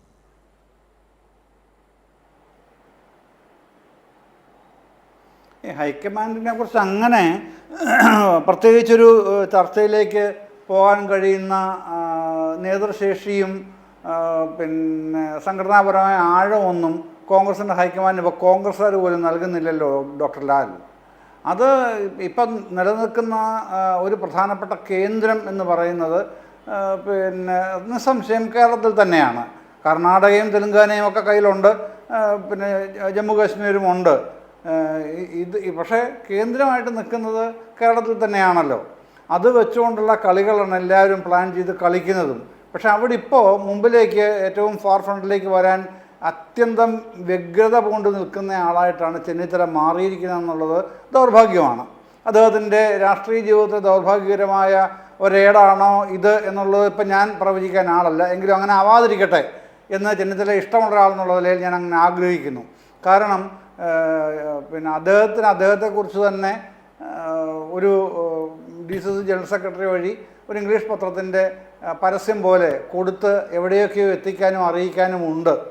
അതെന്താണ് അദ്ദേഹം ഉദ്ദേശിക്കുന്നത് എന്നുള്ളത് അദ്ദേഹം മാത്രമല്ല, മുകളിൽ നിൽക്കുന്ന കെ സി വേണുഗോപാൽ അടക്കമുള്ള ആൾക്കാരുടെ താല്പര്യവും കൂടെ അതിൻ്റെ ഉള്ളിലുണ്ടെന്ന് ആർക്കും മനസ്സിലാവുകയും ചെയ്യും. പക്ഷേ അങ്ങനെയൊക്കെയാണോ കോൺഗ്രസ് പാർട്ടിയെ കേരളത്തിൽ കെട്ടിപ്പടുത്തത്? അങ്ങനെയാണോ കേരളത്തിൽ കഴിഞ്ഞ കുറേ കാലമായിട്ട് നിലനിന്നത്? അങ്ങനെയാണോ? ഇപ്പോൾ കഴിഞ്ഞ 10 വർഷമായി LDF ഭരിക്കുന്നു, പിണറായി വിജയൻ മുഖ്യമന്ത്രിയായി ഭരിക്കുന്നു. ഈ 10 വർഷവും വിവിധ ചാനൽ ചർച്ചകളിൽ പതിവായി പങ്കെടുക്കുന്ന ഒരാളാണ് ഞാൻ. ഈ 10 കൊല്ലവും കണ്ട ഒരു പ്രത്യേകത, 2 ടേമിലെ സർക്കാരുകളെയും 2 LDF സർക്കാരുകളെയും ഒരു കാരണവശാലും ഒന്ന് പ്രോത്സാഹിപ്പിക്കാൻ, ഒരു കാര്യത്തിലും ഒന്ന് പ്രോത്സാഹിപ്പിക്കാൻ തയ്യാറായ ഒരൊറ്റ കോൺഗ്രസ് നേതാവിനെയും നാളിതുവരെ ഞാൻ കേരളത്തിൽ കണ്ടിട്ടില്ല കഴിഞ്ഞ 10 കൊല്ലമായിട്ട്. അത് നമ്മുടെ മുമ്പിലുള്ള കാര്യമാണ്. പക്ഷേ ഞാനൊക്കെ ചർച്ച ചെയ്യുമ്പോൾ കോൺഗ്രസ് മറ്റ് സംസ്ഥാനങ്ങളാണെങ്കിലും പ്രധാനപ്പെട്ട നല്ല കാര്യങ്ങൾ ചെയ്യുന്നത് കണ്ടാൽ അതിനെ പ്രോത്സാഹിപ്പിക്കുന്ന ഒരു കലവറയില്ലാതെ തന്നെ പ്രോത്സാഹിപ്പിക്കുന്ന രീതിയാണ് സ്വീകരിച്ചിട്ടുള്ളത്. എന്തുകൊണ്ടാണ് കോൺഗ്രസ്സുകാർക്ക് നല്ലതിനെ നല്ലതെന്ന് കാണാനും കെട്ടതിനെ കെട്ടതെന്ന് പറയാനുമായിട്ടുള്ളൊരു പരിശീലനം അവരുടെ രാഷ്ട്രീയ നേതൃത്വത്തിൽ നിന്ന് കിട്ടാത്തത്? അതിൻ്റെ പുറകിൽ കേവലമായ അജണ്ടയല്ല, സാമ്പത്തികമായ അജണ്ടയാണുള്ളത്. ആ അജണ്ടയെക്കുറിച്ച് ഇവിടെ കൂടുതൽ പറഞ്ഞാൽ കൂടുതൽ നേതാക്കളാണ് എക്സ്പോസ്ഡ് ആവുന്നത്. അതുകൊണ്ട് ഞാൻ കോൺഗ്രസിൻ്റെ അത്തരം കാര്യങ്ങളിലേക്ക് കടക്കാതെ ആ ഭാഗം വിടുകയാണ് ഡോക്ടർ ലാൽ ചെയ്യുന്നത്. ഏതായാലും കോൺഗ്രസിനൊരു നല്ല കാലമാണ് ഇക്കാലം എന്ന് കരുതാനാകാത്ത വിധമുള്ള പ്രവർത്തികളും പ്രവർത്തനങ്ങളുമാണ് കോൺഗ്രസ്സുകാർ തന്നെ നടത്തിക്കൊണ്ടിരിക്കുന്നത് എന്നാണ് നമ്മൾ കാണുന്ന യാഥാർത്ഥ്യം. യെസ്. അപ്പോൾ അതൊരു ദുരന്തത്തിൻ്റെ പശ്ചാത്തലത്തിൽ ഒരു സാഹചര്യത്തിലാണ് നിൽക്കുന്നത് എന്ന് കൂടിയാണ് പറഞ്ഞു വെക്കുന്നത്. അതിന് അധികാരം കിട്ടുന്ന അവസ്ഥയിലാണെങ്കിലും അങ്ങനെയാണ്, അതല്ല പ്രതിപക്ഷത്തിൻ്റെ സ്ഥാനത്തേക്ക് പോകുന്ന സാഹചര്യമാണെങ്കിലും ദുരന്തം വർദ്ധിക്കുന്ന അവസ്ഥയാണ് എന്നാണ്. ഈ ഗ്രൂപ്പ് തർക്കം എവിടെ കൊണ്ട് ചെന്നെത്തിക്കും? ആത്യന്തികമായി ഇത് പ്രവർത്തകരെ, സാധാരണ ആളുകളെയൊക്കെ ഒന്ന് വിശ്വസിപ്പിക്കാൻ വേണ്ടി ജയം ഉറപ്പ്, 100 സീറ്റ് എന്നൊക്കെ പറഞ്ഞു നിർത്തിക്കൊണ്ട് ഈ നടക്കുന്ന തർക്കവും അടിയും എവിടെ കൊണ്ടുവന്ന് എത്തിക്കുമെന്നാണ് അറിയേണ്ടത്. ശ്രീ ബി റെജി, നോക്കൂ, മുഖ്യമന്ത്രി പദമായിക്കോട്ടെ, പ്രതിപക്ഷ നേതാവിൻ്റെ സ്ഥാനമായിക്കോട്ടെ, കോൺഗ്രസിൽ തർക്കമുണ്ട് എന്നുള്ളത് തെളിയിക്കുന്ന കാര്യങ്ങൾ തന്നെയാണ് ഉണ്ടായിരിക്കുന്നത്. അതാണ് KPCCയുടെ വാർത്താക്കുറിപ്പ് ഉൾപ്പെടെ പറയുന്നത്. തർക്കം, വല്ലാത്ത തർക്കമാണ്, ദുരന്തമാണ്. അധികാരത്തിലേക്ക് പോയാൽ ദുരന്തം എന്ന വാക്ക് തന്നെ ഉപയോഗിക്കേണ്ടി വരുന്നത് കഷ്ടമാണ് അങ്ങനെയാണെങ്കിൽ. നോക്കൂ, അതൊക്കെ ഈ റിസൾട്ട്, അതായത് ഫലപ്രഖ്യാപനത്തിന് ശേഷമാണ് അത്തരം കാര്യങ്ങളിൽ ഒരു രാഷ്ട്രീയമായിട്ട് ഒരു വിശകലനത്തിലേക്ക് നമ്മൾ എത്തേണ്ടത്. ഇപ്പോൾ കോൺഗ്രസിൻ്റെ നേതാക്കളെ സ്നേഹിക്കുന്ന അണികളുടെ ഒരു വികാര പ്രകടനമായി, ഒരു ജനാധിപത്യ പാർട്ടിയുടെ ഭാഗമായി നിൽക്കുന്നവരുടെ ഒരു വൈകാരികമായിട്ടുള്ള ഒരു എക്സ്പ്രഷനായിട്ട് കണ്ടാൽ മതി. അതിൽ കോൺഗ്രസിൻ്റെ നേതാക്കൾ ആരെങ്കിലും ഉൾപ്പെട്ടിട്ടില്ല, അതിൻ്റെ കോൺഗ്രസിൻ്റെ ഭാരവാഹികൾ അത്തരം പ്രവർത്തനത്തിൻ്റെ ഭാഗമാകും. രമേശ് ചെന്നിത്തല നേതാവല്ലേ? VD സതീശൻ നേതാവല്ലേ? അതല്ല, KC വേണുഗോപാൽ നേതാവല്ലേ? അവർ വിചാരിച്ചാൽ നടക്കില്ലേ? അവരൊന്ന് പറഞ്ഞാൽ പോരെ? ഇവരൊക്കെ നിർത്തിവെക്കില്ലേ കാര്യങ്ങൾ? നോക്കൂ, അത്തരം ചർച്ചകളൊക്കെ നമുക്ക് ഇലക്ഷൻ്റെ ഇനി ഒരു കറക്റ്റ് ഒരു 7 ദിവസം കൂടി കഴിയുമ്പോൾ അത്തരം ചർച്ചകളിലേക്ക് നമുക്ക് കിടക്കാം. എനിക്ക് 2 കാര്യങ്ങളിൽ ബഹുമാനായ സുരേഷ് ബാബു അദ്ദേഹം കോൺഗ്രസിൻ്റെ ഭാഗമായി നിന്നിരുന്നു. അദ്ദേഹം ദീർഘകാലം ട്രേഡ് യൂണിയൻ രംഗത്തുണ്ടായിരുന്നു, കോൺഗ്രസിൻ്റെ ഭാഗമായി നിന്നു. അദ്ദേഹം പറഞ്ഞു 30 കോൺഗ്രസിൻ്റെ നേതാക്കളെ മുഖ്യമന്ത്രിമാരാക്കുവാൻ കഴിഞ്ഞില്ലേ കോൺഗ്രസ് എന്ന് അദ്ദേഹം ഒരു ചോദ്യം ഉന്നയിക്കുകയുണ്ടായി. അദ്ദേഹം പോലും കോൺഗ്രസിൻ്റെ ഭാഗമായി നിന്നത് ഒരു ജനാധിപത്യ പാർട്ടി ആയതുകൊണ്ട് അദ്ദേഹം NCPയിലേക്ക് പോയി. അപ്പോൾ അത് അദ്ദേഹം സ്വയം അത് മനസ്സിലാക്കുക. അതിൻ്റെ ഭാഗമായിട്ടാണ് ഈ BJPയിലേക്ക് പോയില്ല. നിങ്ങളൊക്കെ നിർബന്ധിച്ചിട്ടും അദ്ദേഹം BJPയിലേക്ക് പോയില്ല. അല്ല, പാർട്ടി മാറിയത് ഞാൻ ഉദ്ദേശിച്ചത്, പാർട്ടി മാറിയല്ലോ, അത് ആ പാർട്ടി മാറുന്നതിനുള്ളൊരു സ്വാതന്ത്ര്യമുണ്ടല്ലോ. അതുപോലെ ബഹുമാനായ ജേക്കബ് ജോർജ് അദ്ദേഹം പറഞ്ഞു CPMൻ്റെ ഒരു നേതൃത്വത്തെ തിരഞ്ഞെടുക്കുന്നത്, അല്ലെങ്കിൽ മുഖ്യമന്ത്രിയെ സ്ഥാനാർത്ഥിയെ തിരഞ്ഞെടുക്കുന്നത് വളരെ സ്മൂത്തായിട്ടായിരിക്കും, ഒരു ബഹളവുമില്ല എന്നുള്ളത്. നോക്കൂ, അതാണ് കേഡർ പാർട്ടിയും, അതായത് ഒരു സംഗീതം പോലെ ഒരു കേഡർ പാർട്ടിയും ഒരു ജനാധിപത്യ പാർട്ടിയും തമ്മിൽ ചില വ്യത്യാസങ്ങളുണ്ട്. അത് ജനാധിപത്യത്തിൽ സ്വാതന്ര്യം,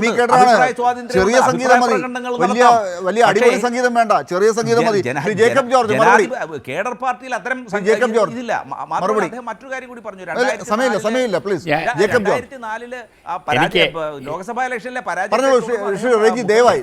എനിക്ക് പറയാനുള്ളത്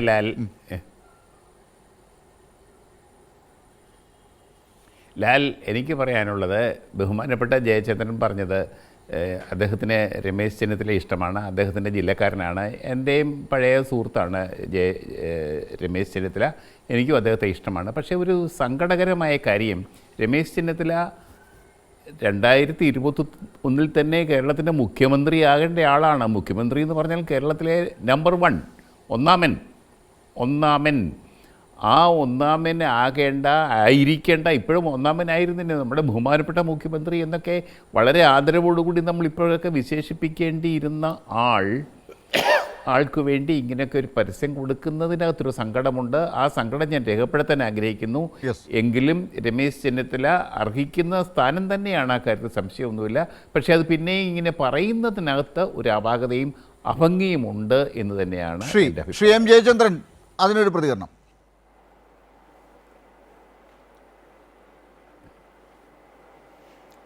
ഏതിൻ്റെയാണോ ഡോക്ടർ ലാൽ? അല്ല, ഇപ്പോൾ ശ്രീ ജേക്കബ് ജോർജ് പറഞ്ഞു രമേശ് ചെന്നിത്തല ഇത്രയും വലിയ ആദരിക്കപ്പെടേണ്ട ഒരാളാണ്, അദ്ദേഹം മുഖ്യമന്ത്രി ആകേണ്ടിയിരുന്ന ആളായിരുന്നു, പക്ഷേ അദ്ദേഹം ഇപ്പോൾ പരസ്യം കൊടുക്കേണ്ടി വന്നതിൻ്റെ കഷ്ടതയെക്കുറിച്ച്.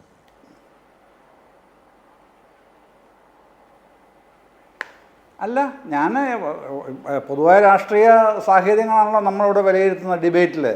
ഇപ്പോൾ കോൺഗ്രസിന് ഇപ്പോൾ ഉള്ളത് 22 MLA-മാരായിരുന്നു ഇലക്ഷനിലേക്ക് പോകുമ്പോൾ. അതിൽ എനിക്ക് നേരിട്ടറിയാം ഒരു 7 മണ്ഡലങ്ങളെങ്കിലും തോൽക്കാൻ ഒരു 60-70% ചാൻസ് ഉള്ളതാണ്. ഒരു 7 മണ്ഡലങ്ങളെങ്കിലും കോൺഗ്രസ്സുകാരുടെ. എങ്ങനെയാണ് ഇവർ ജയിച്ചു വരാൻ പോകുന്നത്? അതൊക്കെ അവിടെ ഇരിക്കട്ടെ. രമേശ് ചെന്നിത്തലയ്ക്ക് ഒരുപാട് പദവികൾ കിട്ടി. ഏറ്റവും ഒടുവിൽ കിട്ടാനുള്ള പദവി അവശേഷിക്കുന്നത് CM ഷിപ്പാണ്. അത് കിട്ടുന്നെങ്കിൽ നല്ലതായിരുന്നു, പക്ഷേ അത് കൈവിട്ട് പോയില്ലേ. ഇനി അത് കൈവരും എന്ന് ഇപ്പോഴത്തെ നിലയിൽ ഞാൻ വിചാരിക്കുന്നതേ ഇല്ല. കാരണം LDF-ന് 3-ആം ഊഴം വരും എന്ന് ഉറച്ചു വിശ്വസിക്കുന്ന ആൾ തന്നെയാണ് ഞാൻ. ശരി. ശ്രീ PM സുരേഷ് ബാബു, താങ്കളുടെ ചർച്ച അവസാനിപ്പിക്കാം. താങ്കളോട് ബി റെജി ഒരു വ്യക്തിപരമായ ഒരു പ്രതികരണം നടത്തിയിട്ടുണ്ട്. അതുകൂടാതെ ഈ ചർച്ചയുടെ ഒരു ആകെത്തുകയായി താങ്കളുടെ മുമ്പാകെ കാര്യങ്ങൾ വെക്കുമ്പോൾ ഇക്കാര്യത്തിൽ കോൺഗ്രസ് ഈ മെയ് 4 കഴിഞ്ഞാൽ എങ്ങോട്ടേക്ക് പോകുന്നു, എവിടോട്ട് തിരിഞ്ഞാലും ദുരന്തത്തിൻ്റെ പടുകുഴികൾ എന്ന് കാണേണ്ടി വരികയാണോ ഇപ്പോൾ?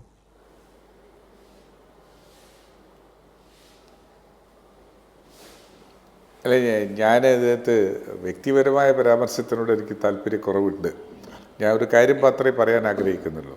കോൺഗ്രസിൻ്റെ പദവിയിൽ ഇരുന്നു കൊണ്ട് ശ്രീ ലാലിൻ്റെ അടുത്തും ഞാൻ കൈരളി ടി വിയിലും മറ്റിതര ടി വികളിലും പലപ്പോഴായി ചർച്ചയ്ക്ക് വന്നിട്ടുള്ള ഒരാളാണ് ഞാൻ.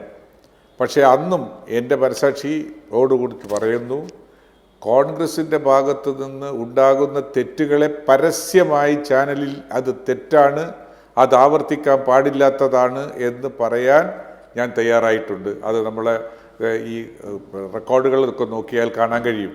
റിജിയിൽ നിന്ന് ഞാൻ ആഗ്രഹിക്കുന്നത് അതാണ്. കോൺഗ്രസിനകത്ത് ചില തെറ്റുകളുണ്ട്. നമ്മളെപ്പോലെയുള്ള ആളുകൾ, നിങ്ങളെപ്പോലെയുള്ള ആളുകൾ അത് തിരുത്തുന്നില്ലെങ്കിൽ, അതിനെയൊക്കെ ന്യായീകരിക്കുകയാണെങ്കിൽ വരാനിരിക്കുന്നത് ഇതിനേക്കാൾ വലിയ പരസ്യങ്ങളായിരിക്കും.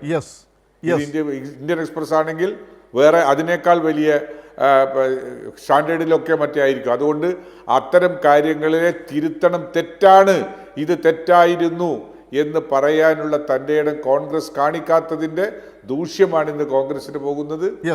4-ന് ശേഷം കോൺഗ്രസ് ഒരു റിവൈവലിലേക്ക് വരണമെന്ന് ആഗ്രഹിക്കുന്ന ഒരാളാണ് ഞാൻ. ഇന്ത്യ സഖ്യം ഈ രാജ്യത്തിൻ്റെ നേതൃത്വ പദവിയിലേക്ക് വരണമെങ്കിൽ കോൺഗ്രസ് ഇന്ത്യ രാജ്യത്തുണ്ടാകണം. ശരി, നമുക്ക് ആ ചർച്ചകളിലേക്കൊക്കെ ഇനി വരുന്ന ദിവസങ്ങളിൽ വരാം. എന്തായാലും പരസ്യം കൊടുക്കാൻ ധാരാളം കാര്യങ്ങൾ സംഭാവന ചെയ്യാൻ കോൺഗ്രസിൽ ഇപ്പോഴും ഗ്രൂപ്പുകൾ സജീവമാകുന്നു എന്ന് തന്നെയാണ് ചർച്ചയുടെ ആകെത്തുകയായി ഇപ്പോൾ പുറത്തേക്ക് വരുന്നത്.